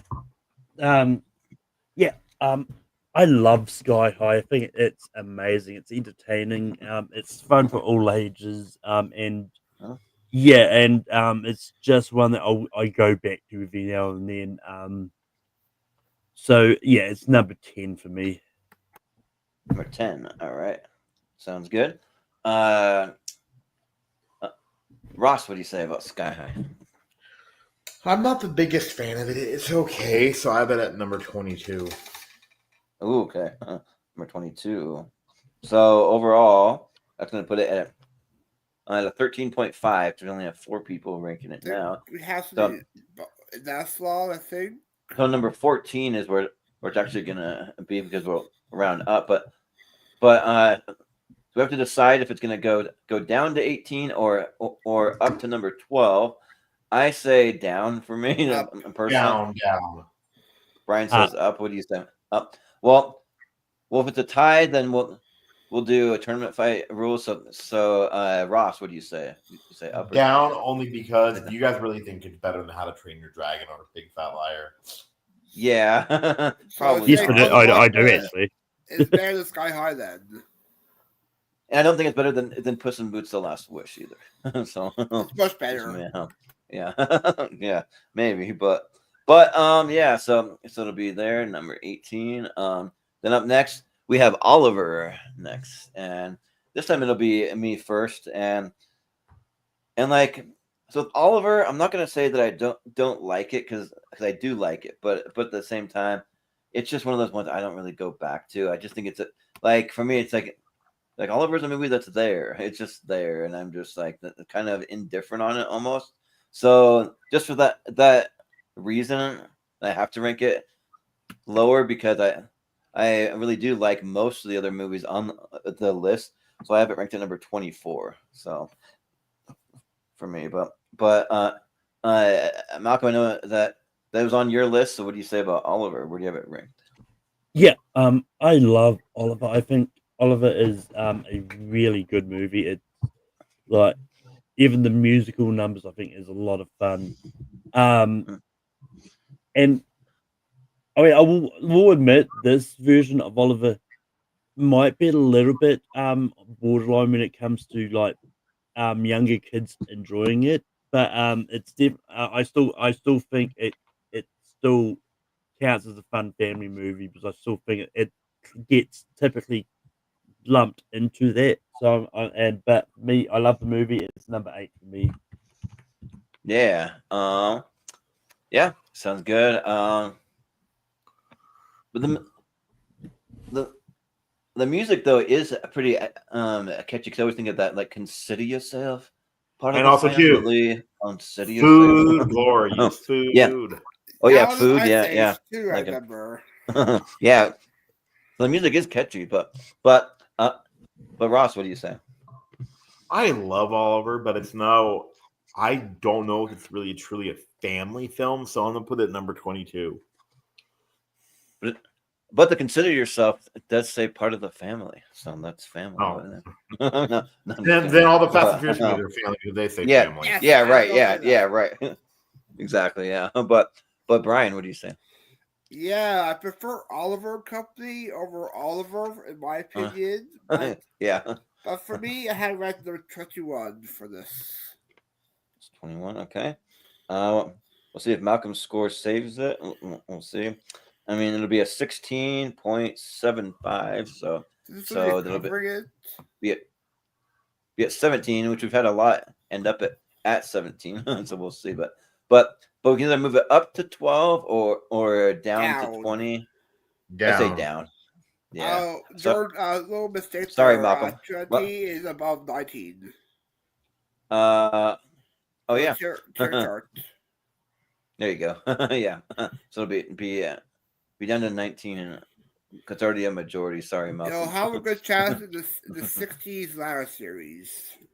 Yeah, right. Yeah. The 60s when we finally maybe even do that one. We'll see. But I mean, I think we've talked about. I think we've got plans when we get to this end of the 70s. I think. Yeah. Well, we're gonna do a big combining a bunch of years together. Yeah, because also too, Jordan, you're like in 68 though. I don't think Oliver's gonna win. I think it'll go far, but that's the year 2001. So. Sure. Yeah, right. We'll make sure to have him on that one. But who is it? Chris Scott. Yeah. But he hates it. Yeah. But next up we got Mighty Joe Young. So this time it'll be Malcolm first. So what do you say about Mighty Joe Young? Yeah, this is one I remember seeing once, but I've never seen since. I was actually this is another one that I was meant to actually give a rewatch, but I just didn't have many times for rewatches this week. It's number 22. 22. Okay. Ross, what do you say about Mighty Joe Young?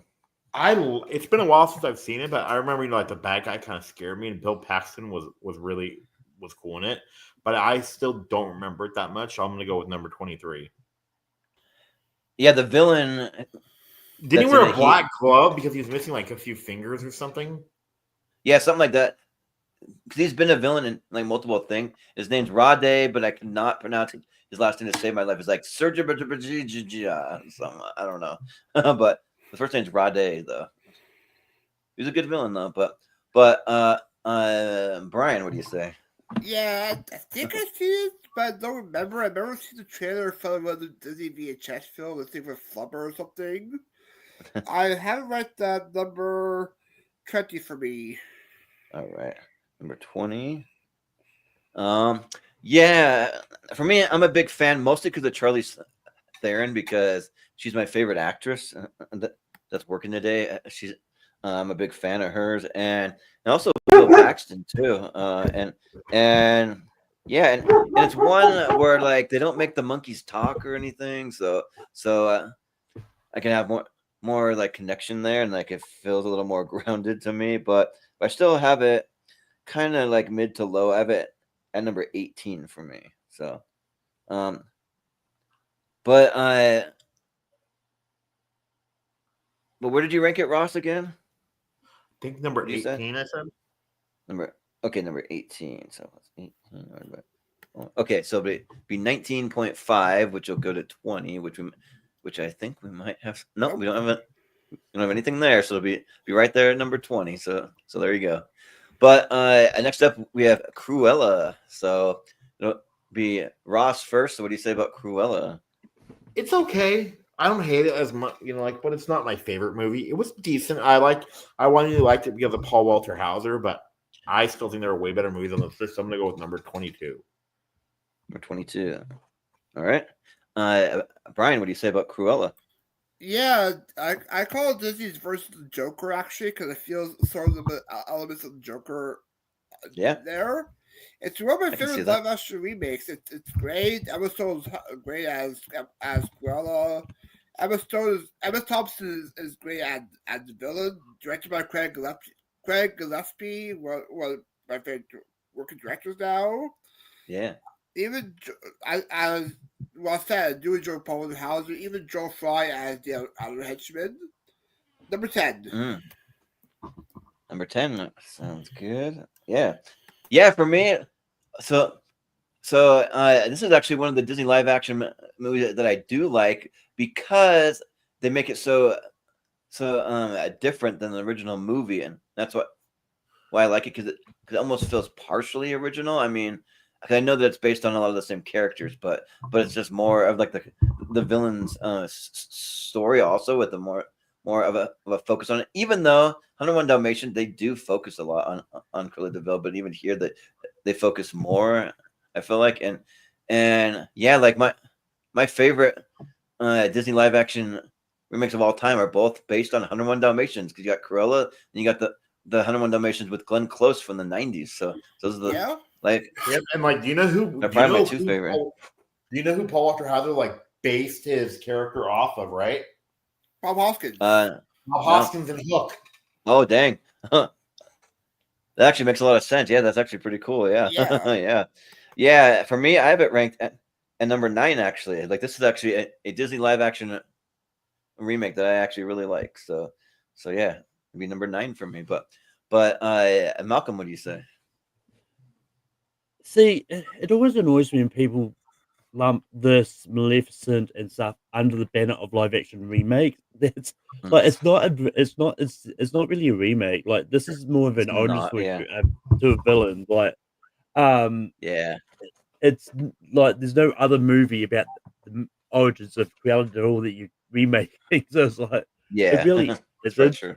If they do a sequel to this, then maybe it will be the remake of 101 Dalmatians. Yeah, I believe that a sequel to this was announced. I don't know what it is, where it is at the moment, but they are doing a sequel. They're talking a style of Godfather Part 2 almost.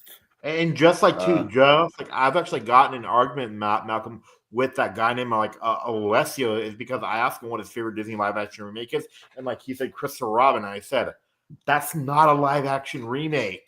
Yeah, no, it's not. I mean, it's one of those ones like if I'm doing a list of live action remakes, I'll allow Cruella and Christopher Robin just because they are commonly lumped under that, but other than that, it's like, yeah, it's more of an origin story to the villain. And Emma Stone plays Cruella de Vil perfectly. Like, you can definitely get like inspirations from like Glenn Close from the 90s movie in this as well. So, and for me, this is number 5.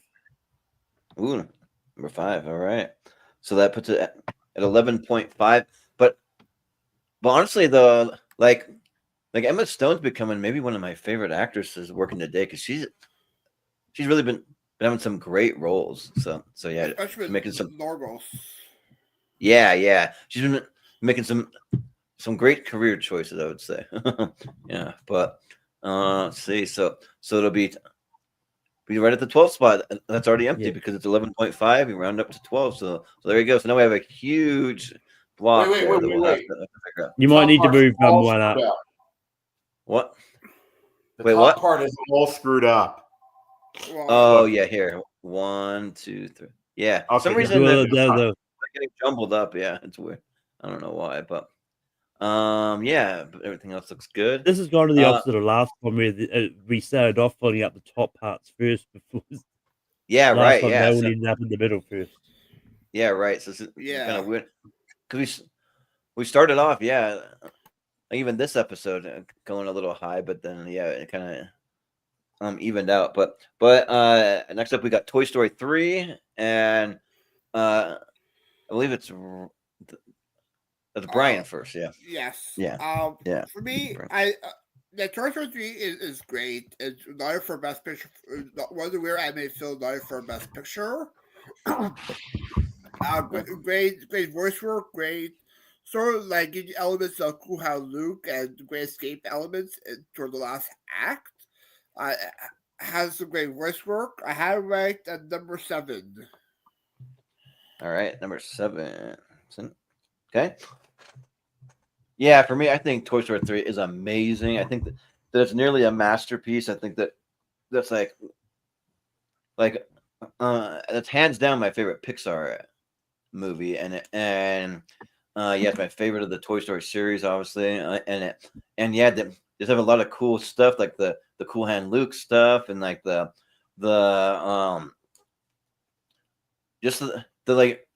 journey that they give these characters, and you really see them bonding together. You see the journey of Andy growing up and going to college, and then There's some parts that'll make you cry, like the incinerator stuff, but even the stuff after that even makes me cry even more when So long, he has to partner. the like so long stuff when he has to give the toys to the little girl and forget exactly what he says, but he's like really like explaining the love he has for like Woody. He's like this is one of the most rootin' tootin'est cowboys or whatever, and he's like telling the little girl how special that all the toys mean, or how special they are to him and everything. So yeah, I think that it's really good. I have it ranked at number 2. So, but Malcolm, what do you say about Toy Story 3? Yeah, I like Toy Story 3. I think it's good. It was a perfect ending to the trilogy. Until the fourth one made it even more perfect ending. Sure. Um, And then we're gonna finish. and I'm actually looking forward to 5. Because Conan Bryan's going to be in it as a character called Smarty Pants. Oh yeah, there you go. But I've got Toy Story 3 at 11. Number 11. All right.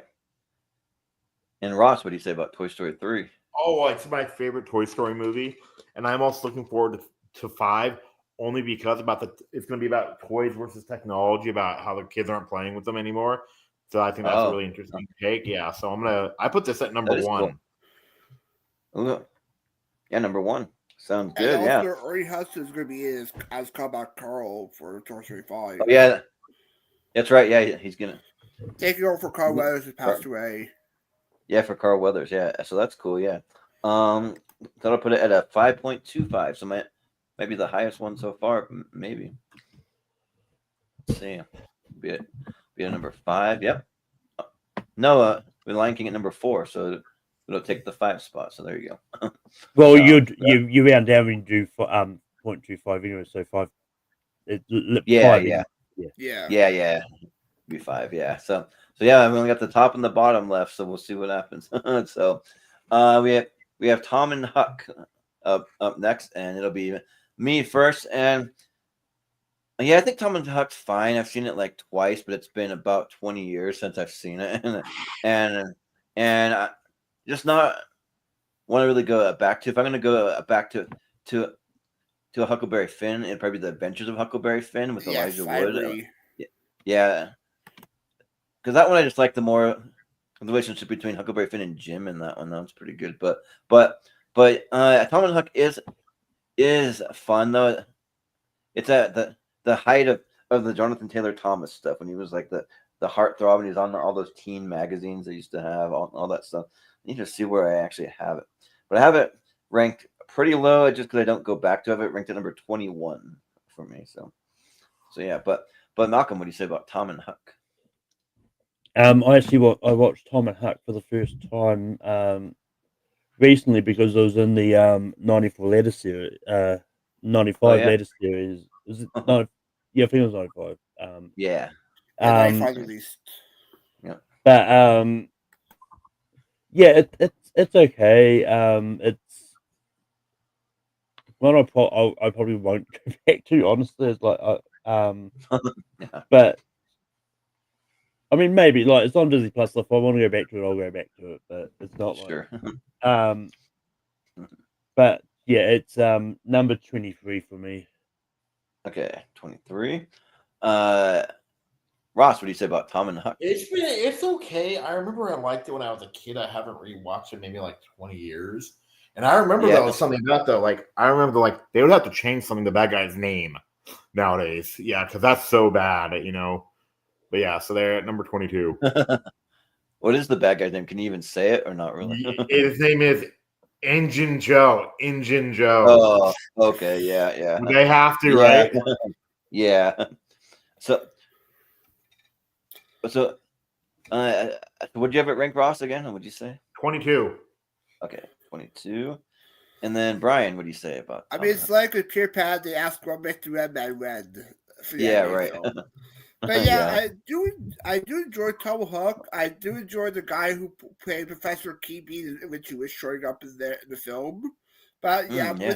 I'm with you, Jordan. I do enjoy the 93 Huckleberry Finn more because I Yeah. do enjoy the relationship between Jim and Tom. But how Yeah. ranked number 17? Or 17. Okay. So that puts it at a 16. Rachel Lee Cook's in it too. Rachel Lee Cook's in Oh, it she too. is. Oh yeah, that's right. So Hey, yeah, there's that'll something bring it funny up. about that though too. She's in this movie though, like where I cannot stand though. One of the cliches of it all. What's that? In that movie, she's all that. In what world is Yeah. Rachel Lee Cook ugly at all? In any world? No. She just takes off the glasses and like it And lets her hair down or something. Yeah. Yeah, and just kind of like, all right.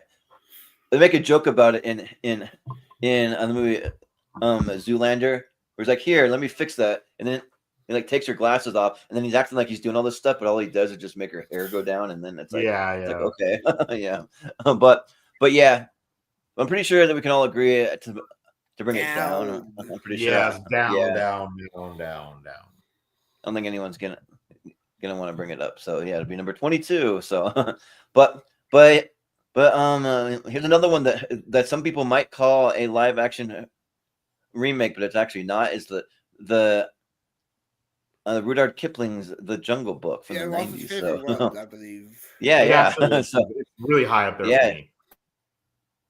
Yeah, it's really good. Yeah.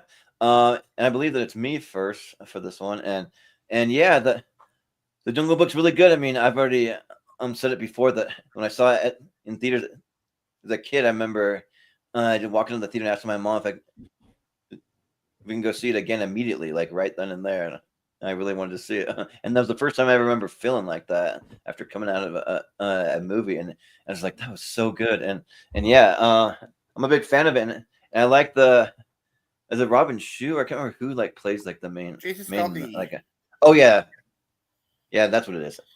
Jason Scott Lee, but I believe he's from Mortal Kombat, isn't he in there? I think he might. He's also in the remake of Mulan. Oh yeah, that's right. Yeah, he's in that too. He was also, I think he was a voice in the original Lilo and Stitch too, wasn't he? Oh yeah. David. Yeah, so I have it ranked fairly high. I have it ranked at number 11. So yeah, I really like it. So yeah, but Malcolm, what do you say about the 90s live action Jungle Book? Yeah, this is one of those ones where I'm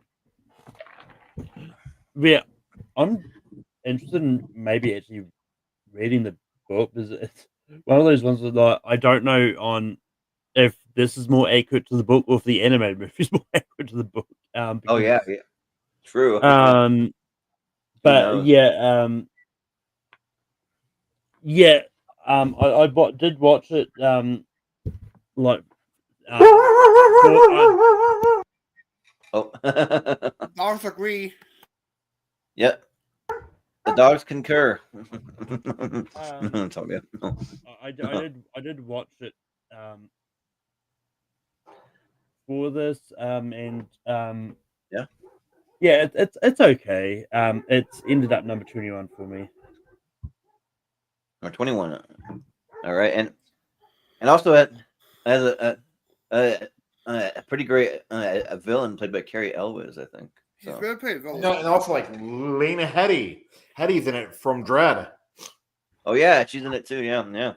But Ross, what do you say about the Jungle Book? Oh, I love this movie. This is probably like one of my favorite Disney movies of all time because I grew up watching it. And like it's actually pretty dark. All the deaths are like almost PG-13 level, but it's still a kid could enjoy it. So I want to put this at number 4. I love this movie so much. Yeah. Number 4. So let's see. That's gonna average it to a number 9. So it's pretty high. Oh yeah, that's right. Yeah, sorry. So it's not gonna be that high. Brian, what do you say? Sorry. Yeah, for Jungle Book, I do enjoy the live action. It's been a long time, but I prefer the 2016 one more for Jungle Book. I went number 22. Oh no! I love the deaths. I know that makes me sick, but like you're like with the whole quicksand and then the guy getting like kicked off the mountain. Oh yeah. There's like certain things like that. Because like you literally see him fall, right? And then you see the boulder fly down and hit him as he's falling. Yeah, and Also, the stuff with the snakes pretty cool too. I like all of that too. And the, and there's even some like funny stuff in there, like when they're trying to teach him English, and he's like trying to like say all the letters OPQRS. Because like in people, like they look at me like I'm weird, but if you really think about it, okay, do you remember the husband in Stranger Things? I mean, in Poor Things, right? The husband. Yeah. And Poor Things. Yeah. Huh. Yeah.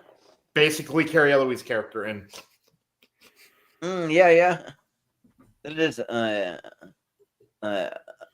fair comparison. Yeah. but yeah. So it's gonna be at 13.5. So that's a 14. So are we gonna move it all the way up to 3 and all the way down to I 23? say up. Because remember, we are going to be doing some rearranging. So just because it's high now doesn't mean it's going to stay all the way up there. So for that reason, I kind of say up because I do think for me that it would belong in the top 12. That's just me. Yeah, me too. Up. I say down. Down. It's a tie. So the tie goes to Brian. So just because we have like Mother Christmas Carol, some ninjas, Back in Action, those ones coming up, I say down.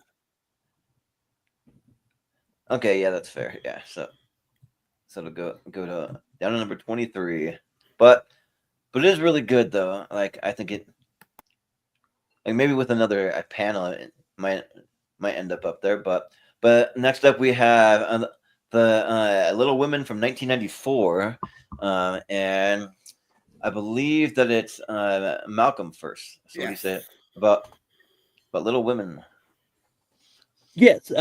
So this is an interesting one because when it comes to the Little Women moves and that, like, well, yeah, I do think they do come under the realm of family movies, but it's one of those ones like because I don't know a lot of young kids, especially in the modern era, that would sit down and read the Little Women books.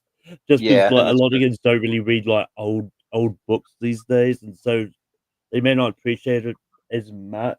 But I do like the 94 version of the Woman. I do think it's good. But it's number 7 for me. Number 7. All right, sounds good. Ross, what do you say about Little Women? I'm gonna put it at number 8. I do like it. I like Christian Bale, but I prefer the 2019 one a little more. But it's still good. So number 8. Yeah, sounds good. Brian, what do you say? Yeah, the only Little Women I seen was actually the 2019 one, and I agree with Malcolm. It's like I was guarded towards family. Like, yes, it's based on a family in the movie. I don't think kids would probably stay for a period piece movie. So I have it at number 19. Okay. Number 19. Okay. Yeah. I mean, yeah. There's kind of a debate to be had. Like, probably a lot of kids might end up getting bored by it, but I mean, it is about a family, the March family, but still, that doesn't mean that it's necessarily for families. I don't know, but maybe. Well, I don't know. I think it's borderline for me. I mean, to sort of clarify my points, like I think kids will enjoy the movies. I think the movies are done in a way that anyone can enjoy the movie. Like, because it's a good story. It's like, and it's one of those because it's not like a super period piece like Elizabeth or Shakespeare in Love or something like that. It's the plot is it's constructed in a way that kids will enjoy, especially young girls. Like, true. Yeah, the young girls. Yeah, that is a good point. But and for me, I really like it though. But yeah, just compared to other things that we have, I do have it ranked a little low, but not too low. I have it ranked at number 17. But I do think that it's really good though, especially the Kristen Dunst and Winona Ryder. I think those two for me, and also Susan Sarandon. I mean, I think they're all pretty good. But for some reason, like, I always have this weird thing because I share a birthday with Kristen Dunst. That's like my only celebrity birthday. And when I think about her, I just think like I don't know, like Noah that many great roles, but the more I think about it, if you really do like look up her filmography, she actually has done some great roles. She's done a lot of really good stuff. So yeah, Spider-Man, Civil War, Jumanji. yeah, Civil War. She was doing Civil War way better than Warfare. I wasn't the biggest fan of Warfare. It was okay. Oh Warfare, yeah, I don't like. it was good, but not as good as Civil War. Yeah, but and then also she was in like season 2 of Fargo, and she was great in that also. But yeah. So Ross, what do you say? I'm gonna go with. I think I said number 19, didn't I? Remember? Did you say that? Yeah. No, Yeah. Okay. What's the 19? Okay, for some reason I don't have it down. For some reason I got all like screwed up on that. Everyone, give me your spots again. Sorry, I don't know why. I did, 19 for me. 19, and then 19 for Ross. And Malcolm, 7. what'd you have? Okay, 7. 7, and then I had 17. Okay, so that brings it to a 15.5. Okay, sounds good. So it'll probably have to go up or way up or way down. I mean, for me, it's very borderline here because I think it belongs somewhere in the middle there. I would probably, I guess, put it up for me, but what do you guys say? We are going to do some rearranging, so. Malcolm says Down. You say down, and then Brian says down. Well, I've got the tiebreaker, and what do we have left that I think? I think I gotta say down. Actually, I'm gonna change it just because of what we have left. So I'm kind of like, there's at least 3 of those I would rank higher than Little Women that we have left. So, but yeah, but up next we have Pee-wee's Big Adventure, and I believe that it's Ross first for Pee-wee's Big Adventure. Oh, I love this movie, and I love the Pee-wee character.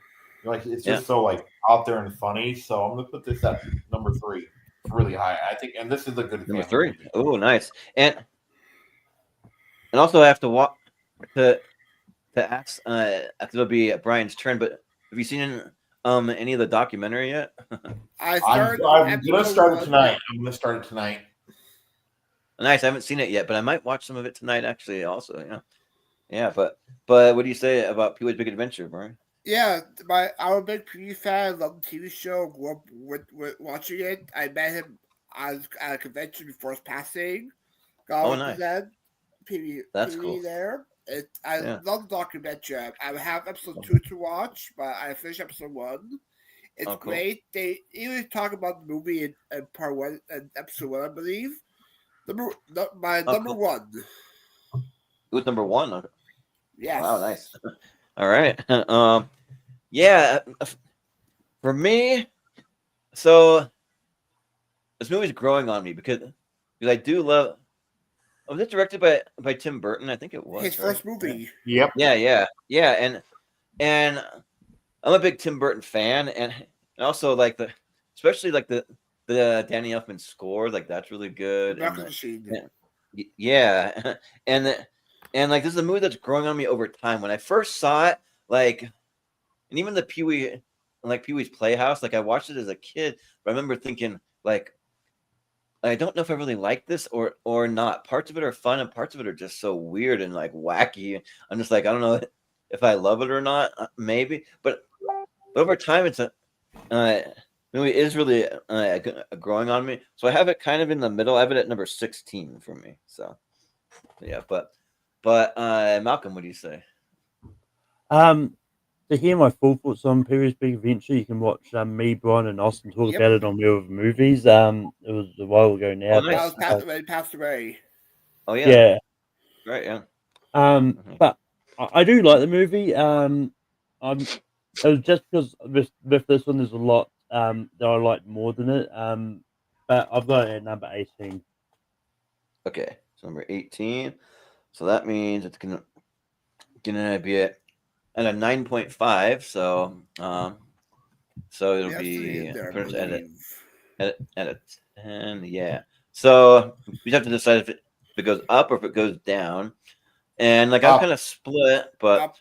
you say up, and then Brian says up. What do you say, Malcolm? You say up or down? And I'm fine with that because it'll go up. I just want to see what you guys said. I said first because honestly, I could have been fine either way. So And That was- Ross, by the way, was a Paul bonus, Rubens yeah. was a great person. Great to be a person. He was no person behind him. Yeah, like I wonder if the Oh, documentary though is going to talk about what like the personal anguish he had though. He was like, imagine like if you do this show right and you cannot appear in public as yourself, you have to appear as yeah. the I character believe it only. talks about part 2, I believe. That Yeah, is 'cause, like true. that was in his Yeah. contract, Yeah. literally. Like, he can only go out in public Oh, as was? Kiwi. Oh, geez. So you have to pretty much. So that was become basically that kind of a lot of like that mental character. stuff. Yeah, right. But up next we have Surf Ninjas. Like, but like he was in Batman Returns also. Yes, So he was. He was. What did he do in Batman He was the Returns? I don't even Penguin. He was remember the that. Penguin's father. he was the Penguin's Oh. father. Oh, yeah, that's right. Okay. With the girl who Yeah. plays Simone in Peter's Big Adventure. Yeah. Yeah. Well, makes sense because it's Tim Burton. Yeah. so yeah. But yeah. For Surf Ninjas, Brian, you'll be up first. So what do you say about Surf? Yeah, are you sure those 3 ninjas? No, it's not 3 Ninjas. No. But yeah, Moto Surf. I saw some Yeah. ninjas last year when we did the Heavy Magic tournament. It's a lot of fun. I do enjoy Welsh Fire there as one of the brothers. A lot of fun. Yeah. The paparazzi. Yeah. I do Yeah, enjoy it's Leslie Nielsen as the villain. Don't check right. Yeah. Surf Ninjas number 12. Or 12. All right. Sounds good. Yeah. So if you know me, I'm a huge Surf Ninjas fan. I met Ernie Reyes Jr. and I got him to sign my him there. Oh, cool, nice.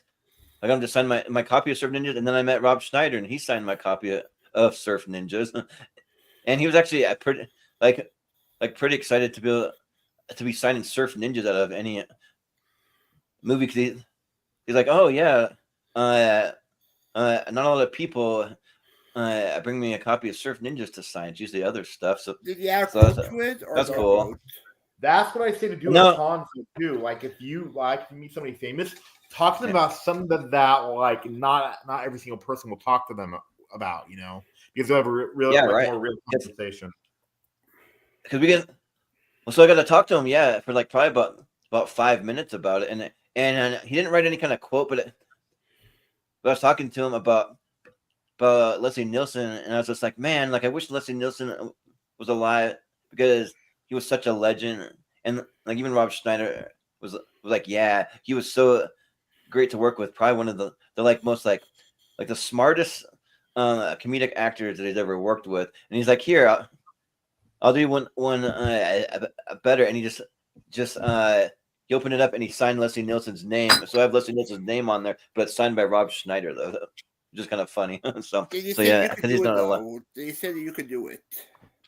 So he said it at his panel, and he was actually really smart about it. When he first came out, he's like, all right, before anybody asks, just get out of the way. You can do it. So he just did it, just like right at the beginning, which is smart to do. So then people don't keep asking about it, but they still get what they want out of it. So yeah, and Surf Ninjas, I think is a lot of fun, especially that like young kid that has the Sega Game Gear, because I grew up with the Sega Game Gear, and like whatever he does in the game, he can control things, or like the Rob Schneider's saying like every time that I say like, what if something happened? Like, what if my house blows up, and then his house actually blows up, but it's not because of any power, but he thinks he has some kind of power, and he has a lot of funny quotes, like me, my brother is really like, remember, money can't buy knives, right? Because like he'll talk about that too. So yeah. So I have Surf Ninjas ranked at number 4. So I love it. So, but Malcolm, what do you say about Surf Ninjas? Well, I'm going to be the asshole that drags it all the way down because oh, look, dang. look, I think Surf Ninjas is just fine. Look, no, once again, we're back to another installment of it's a 90s movie that I saw recently. Because I saw it for the first time a few years ago for something. The Rob Schneider episode? No, well, I don't didn't watch it for that. I watched it for something for children. I can't remember exactly why, but yeah, it's fine. Like it's if I'd grown up with it, maybe, but it's not one that is like I grew up with. So it's 24 for me. Ooh, okay. That's fair. And So, Ross. yeah, Ross, I don't what do you like. say? I don't like this movie. I'm sorry. I tried. Oh, dang. It's just like Grammy, and Killing plus, me. like reminds me of the Game Gear and that system. Like it only had a 3-hour battery life, and you use 12D batteries. So Yeah. I'm gonna say 25. Really, Okay. I tried. I mean, we'll see again in 93. 25? Oh, man. In July. Ouch. So. Yeah. So that's going to put it at a 16.25, which, I mean, still, I think it goes up. But, like, does anyone else say it goes up or Down.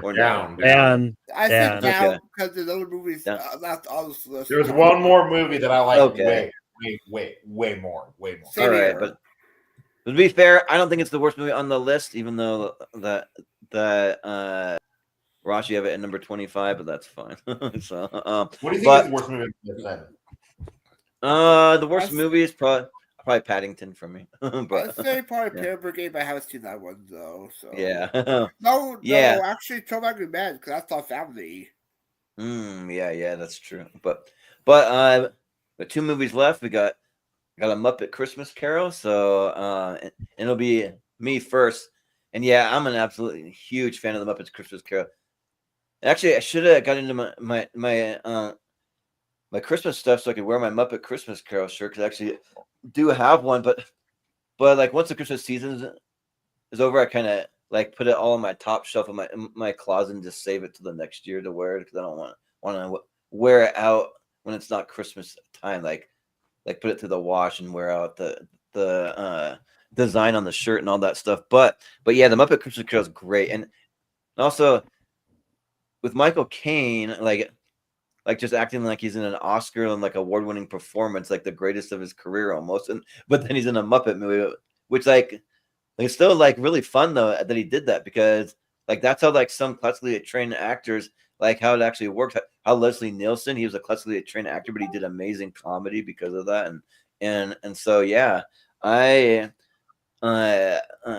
love this movie. I love all the music in it, like One More Sleep Until Christmas or like Harley and Marley. Some of those songs are like pretty fun. I have it. The Love Is Gone is the best song. Oh yeah, The Love Is Gone. Yeah, that one's good too. I have it at number 8. It feels like Christmas. Yeah. So, but Malcolm, what do you say about the Muppets Christmas Carol?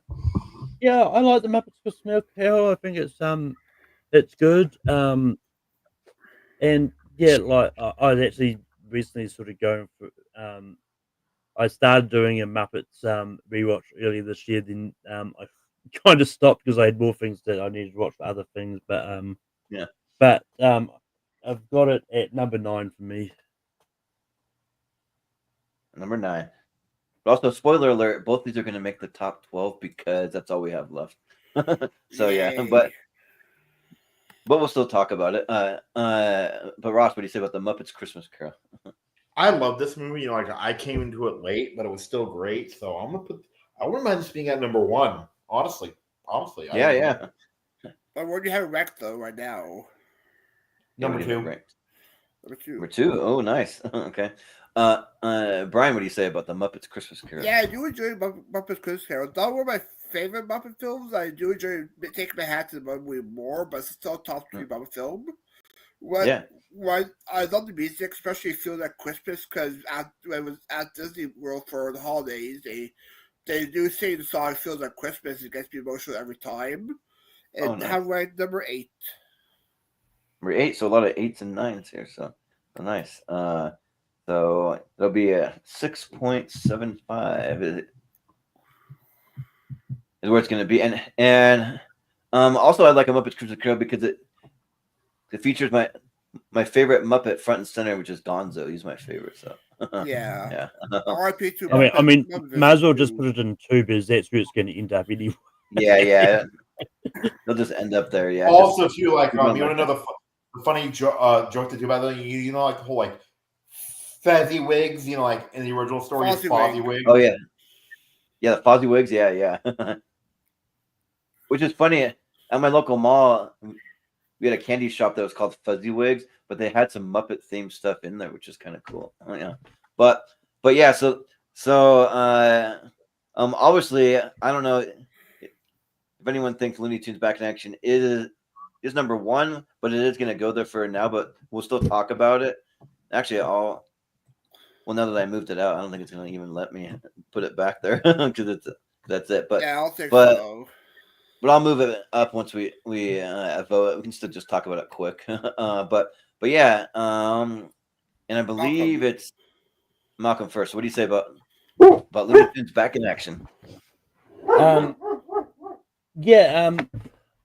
Look, when it comes to Looney Tunes movies, like I prefer this over Space Jam. I think I think it's one of the best like live action hybrid movies that they've done for Looney Tunes. I still hate Max that they're trying to sort of make them disappear. Yeah, it's weird. But yet apparently they're doing a new Looney Tunes movie, and I don't know. It's weird. Is that they've announced? Want to make all the old versions disappear so they can do their versions of it, or I don't know, something like that.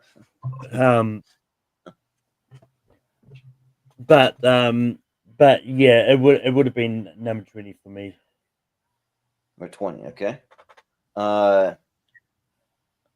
Ross, what do you say about Looney Tunes Back in Action? It's been years, but I remember I only liked Timothy Dalton, Steve Martin, and then Jenna Elfman. Like Jenna Elfman actually looks a lot different now because like she was in Shifting Gears. But yeah, She was. It's not my favorite thing.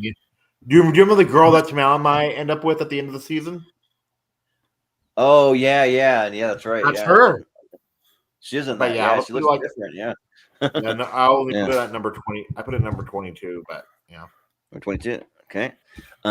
Brian, what do you say about Looney Tunes Back in Action? This is a movie I grew up. It might be one of my first theater watches I ever saw in theaters. Number 4 for me. I love how fun it is. Like, yes, a great animation style, especially the whole Paris sequence where in different painting styles.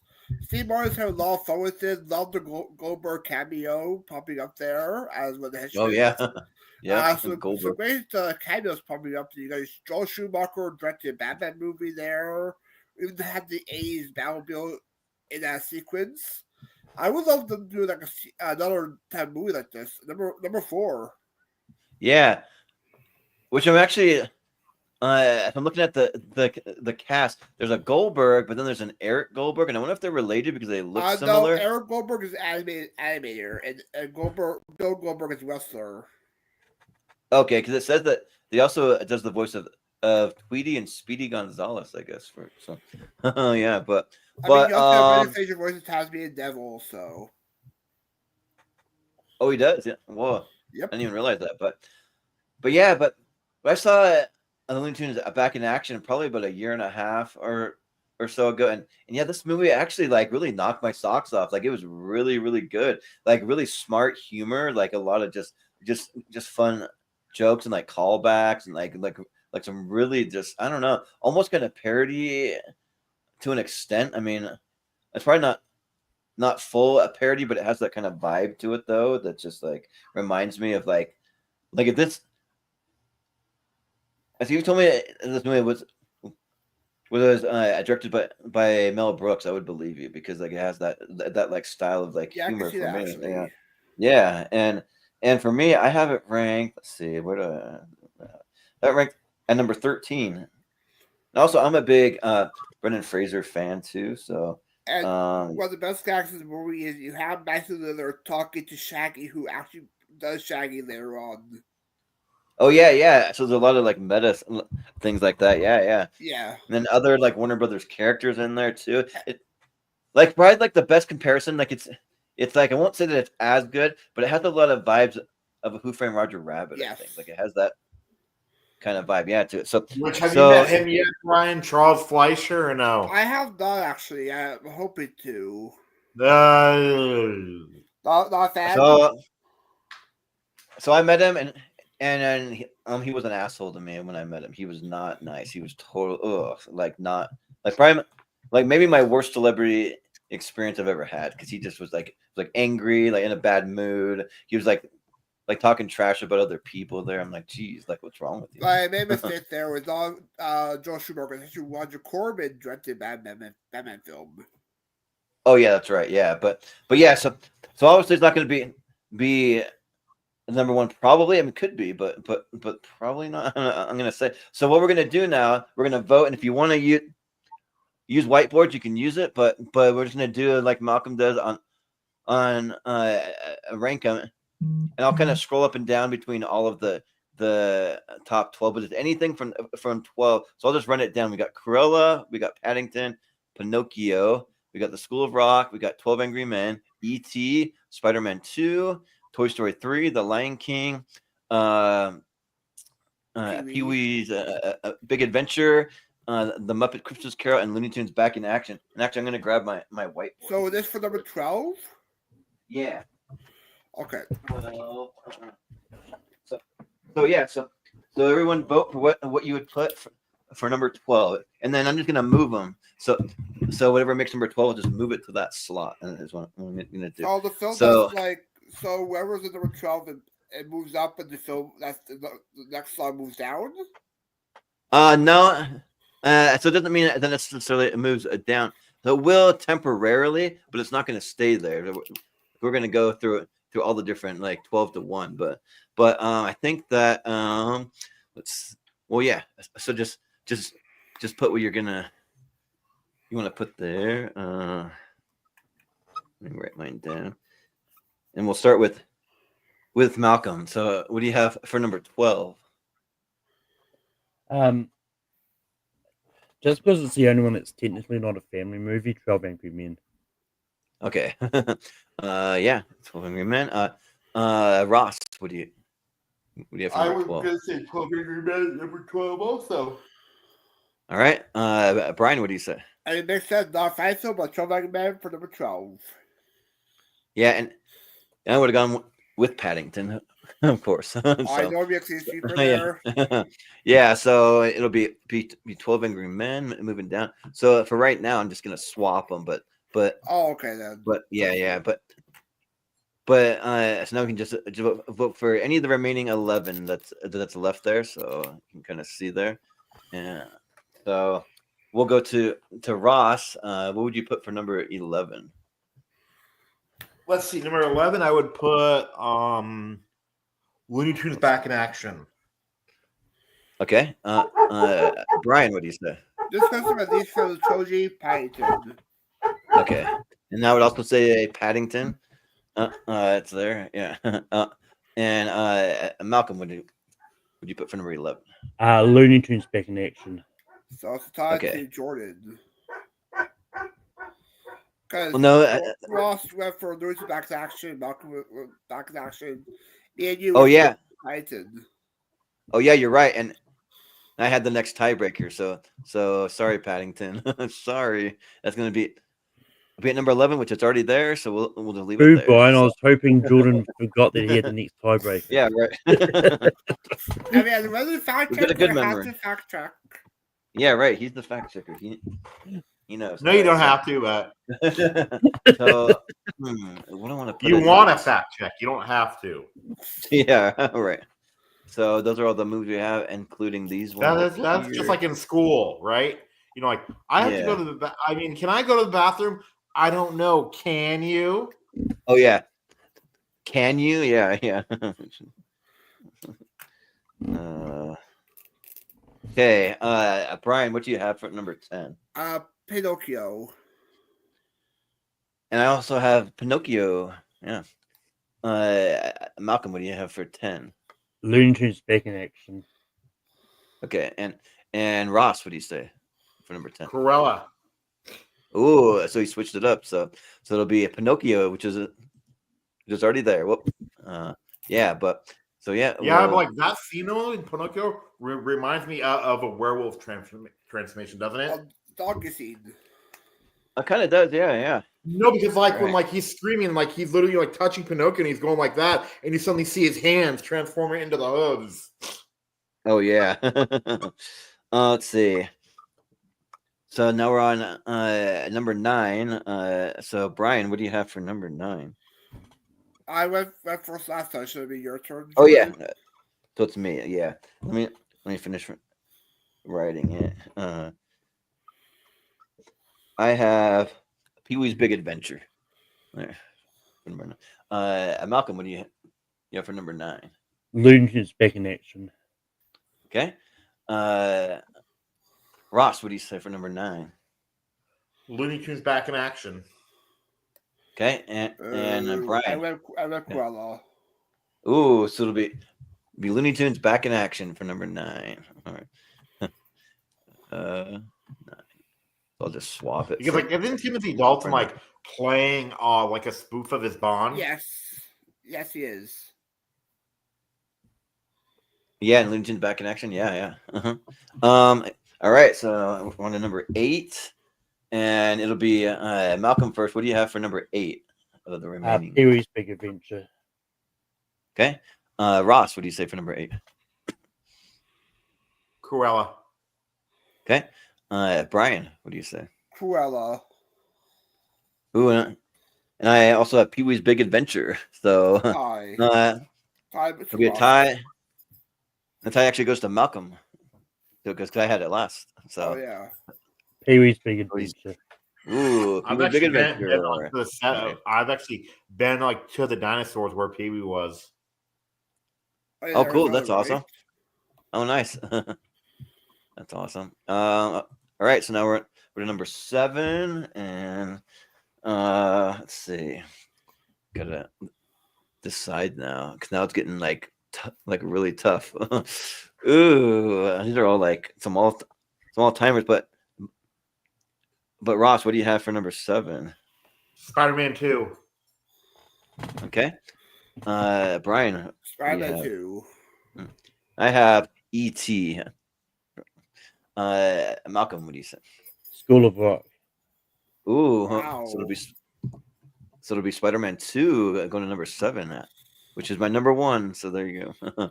All right, so now we're on to. Well, there was just been eliminated Pee-wee. Yeah, right. But we're on to number 6. So, Brian, what do you have for number 6? Cruella. Okay, I have E.T. still. Malcolm, what do you have? School of Rock. Okay, and Ross. Cruella.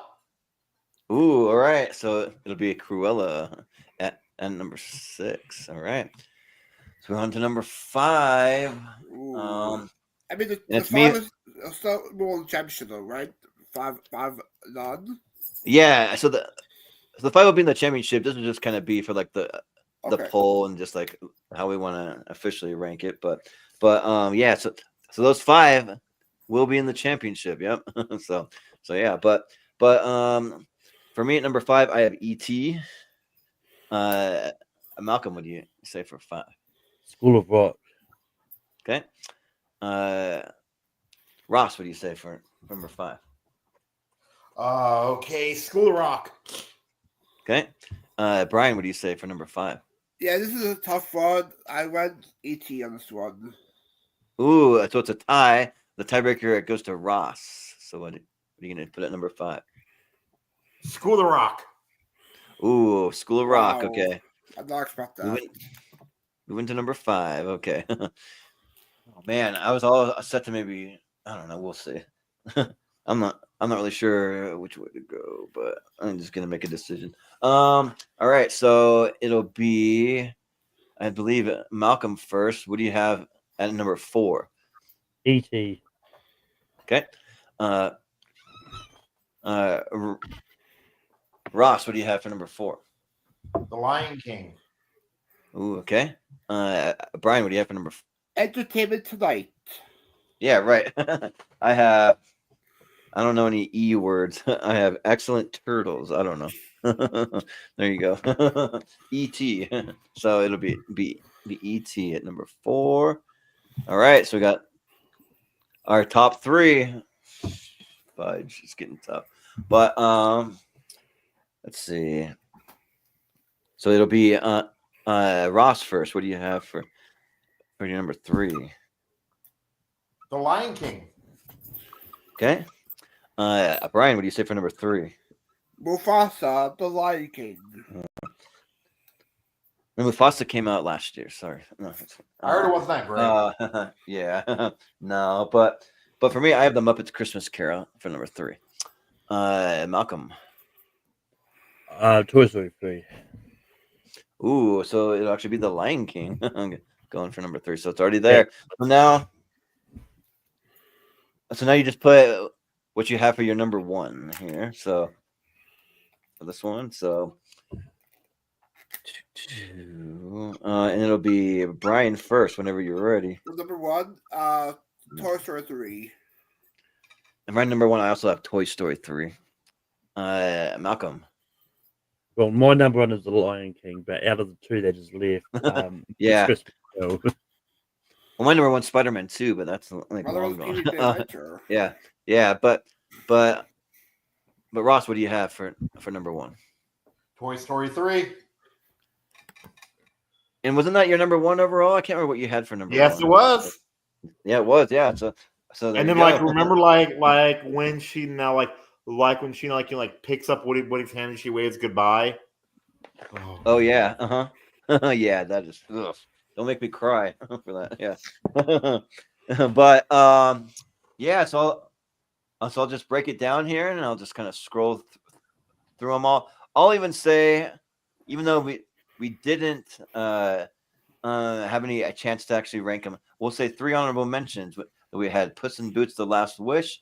We had Big Fat Liar and How to Train Your a Dragon. I'm just gonna say it here. They're not gonna be in the poll or anything like that, but they were close contenders. But then at number 12, we had 12 Angry Men, which actually fits 12 for 12 Angry Men. Yeah, and then at number 11, we have Paddington. At number 10, we have the original Pinocchio from 1940. At number 9, we have Looney Tunes Back in Action. At number 8, we have Pee-wee's Big Adventure. At number 7, we have Spider-Man 2. At number 6, we have Cruella. And then our top 5, which will be advancing to the championship. These 5 movies, which the championship is going to be stacked. It's going to be very tough. But we have The School of Rock at number 5. We have at number 4, E.T., the extraterrestrial. At number 3, we have The Lion King. At number 2, we have The Muppets Christmas Carol. At number 1, we have Toy Story 3. So there you go. Right there. And that'll do it. Hopefully, just in the nick of time for Malcolm to race over to rank them. So yeah, that'll do it. And we even let Malcolm, we can let you do your plugs first. And if you got to jump off, you can totally go if you need to. But well, I would have been first with plugs anyway. yeah, true. Let's see. There we go. But yeah, where can we find you, Malcolm? Well, you can find me in 10 minutes over on Tape Productions as I host Rank 'em. We'll be ranking the Final Destination franchise. Nice. You can also find me popping up here and there on Movie Network. You can find me tomorrow at 8 o'clock on my personal channel, Malcolm Smith Media, for Spear from the Past. I'll be talking about Fastlane from 2023 with Jacob Barber. And then shortly after that, I'll be on recasting the Godfather movie. Yeah, that'll be a tough one. I'm pretty curious to see where you guys go. So, but yeah, cool. And Ross, where can we find you? I'm on Mega Movie Z and here mainly. Those are my 2 big ones. So yeah. Yeah, sounds good. Yeah. Watch for that. Yeah, and then Brian, where can we find you? You can find me do Chimbo Spaces, Multiplex, The Pierce Code, TBNT. Where lots of first time calling it to JPO show sometimes. And I'll be here for the drama series. I'll be number 2. I'm not mistaken. And anyone Yeah, else? I got you there. Yeah, and then for this show, I won't run down the full thing like I do for tournament fights, but I'll just kind of tell you just what we have in the immediate future.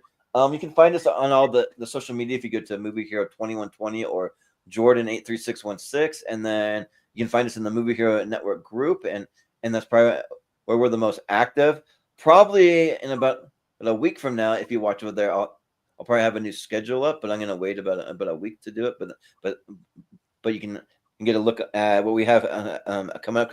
We have made a few minor changes, not very many, just very minor. But and then this week for tournament fights and a tier ranker, we have the Battle of the Chris's, which would be Chris Evans versus Chris Pratt, Chris Pine, Chris Hemsworth, and that'll be Chris Scott, just those there.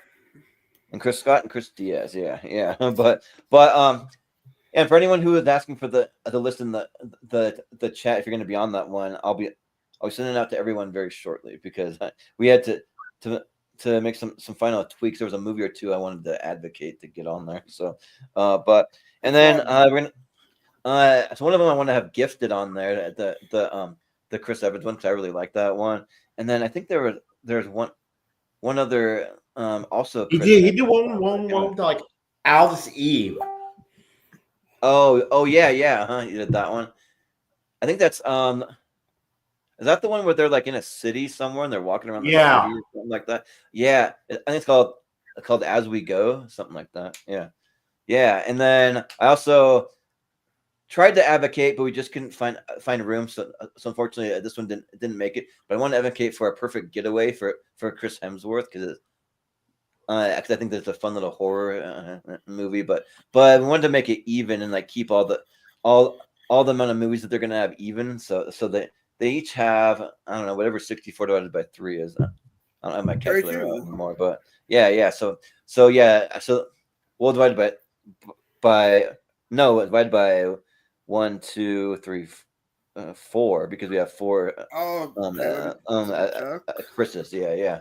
So maybe 16 a piece, 16. something like that. Yeah. So yeah. And then next week we'll be starting our best a drama movie mystery series. So we're just going to go through. I went through my flip chart and I just randomized all the drama movies, and as soon as I got enough movies to fill up 4 tournaments of 64, then I threw them all into the randomizer, and they just ended up in just random slots. And the Sweet 16 from each one of those tournaments will be in a championship at the end of the month. So we'll be doing that, and I believe that's all I'm really gonna say for now, other than to say we will be doing some seen and heard and movie trivia soon. The very next thing we're gonna do is the next round of our tournament that we have going on. I just was out of town and I just didn't have time to sit down and clip out trivia, but I do now. So I'll start getting to work on that. And yeah, and then probably after this, I'm gonna go check out that Pee Wee Herman documentary. I want to go check that, and then I probably watch some of Rankum too. So yeah, I'll do that. But yeah, that'll do it though for tonight. And then we're making some announcements about when we're gonna do the next episode of the family movies list. But for anyone who is on the panel, I'm gonna spin the wheel tonight, so I'll get you guys the list of the next movies that'll be on the next tournament, because we have 2 more just regular tournaments to go, and then a championship. So yeah, but I'll get those 2 one more as I can. So part 5 and then championship. Oh, you're right. Yeah, it's already on part 4. Duh. So yeah. Well, one more, and then the championship. Yep. You're right. Yeah. So yeah, but 2 more overall if you include the championship. Yeah. But yeah. So that will do it. And we'll say for Ross Bristow, for Brian Nussbaum, for Malcolm Lay, for Michael Wolfman Wyndham, I've been Jordan, the Movie Hero Anderson, and we will see you next. Yo, hate real people wanna keep us in check.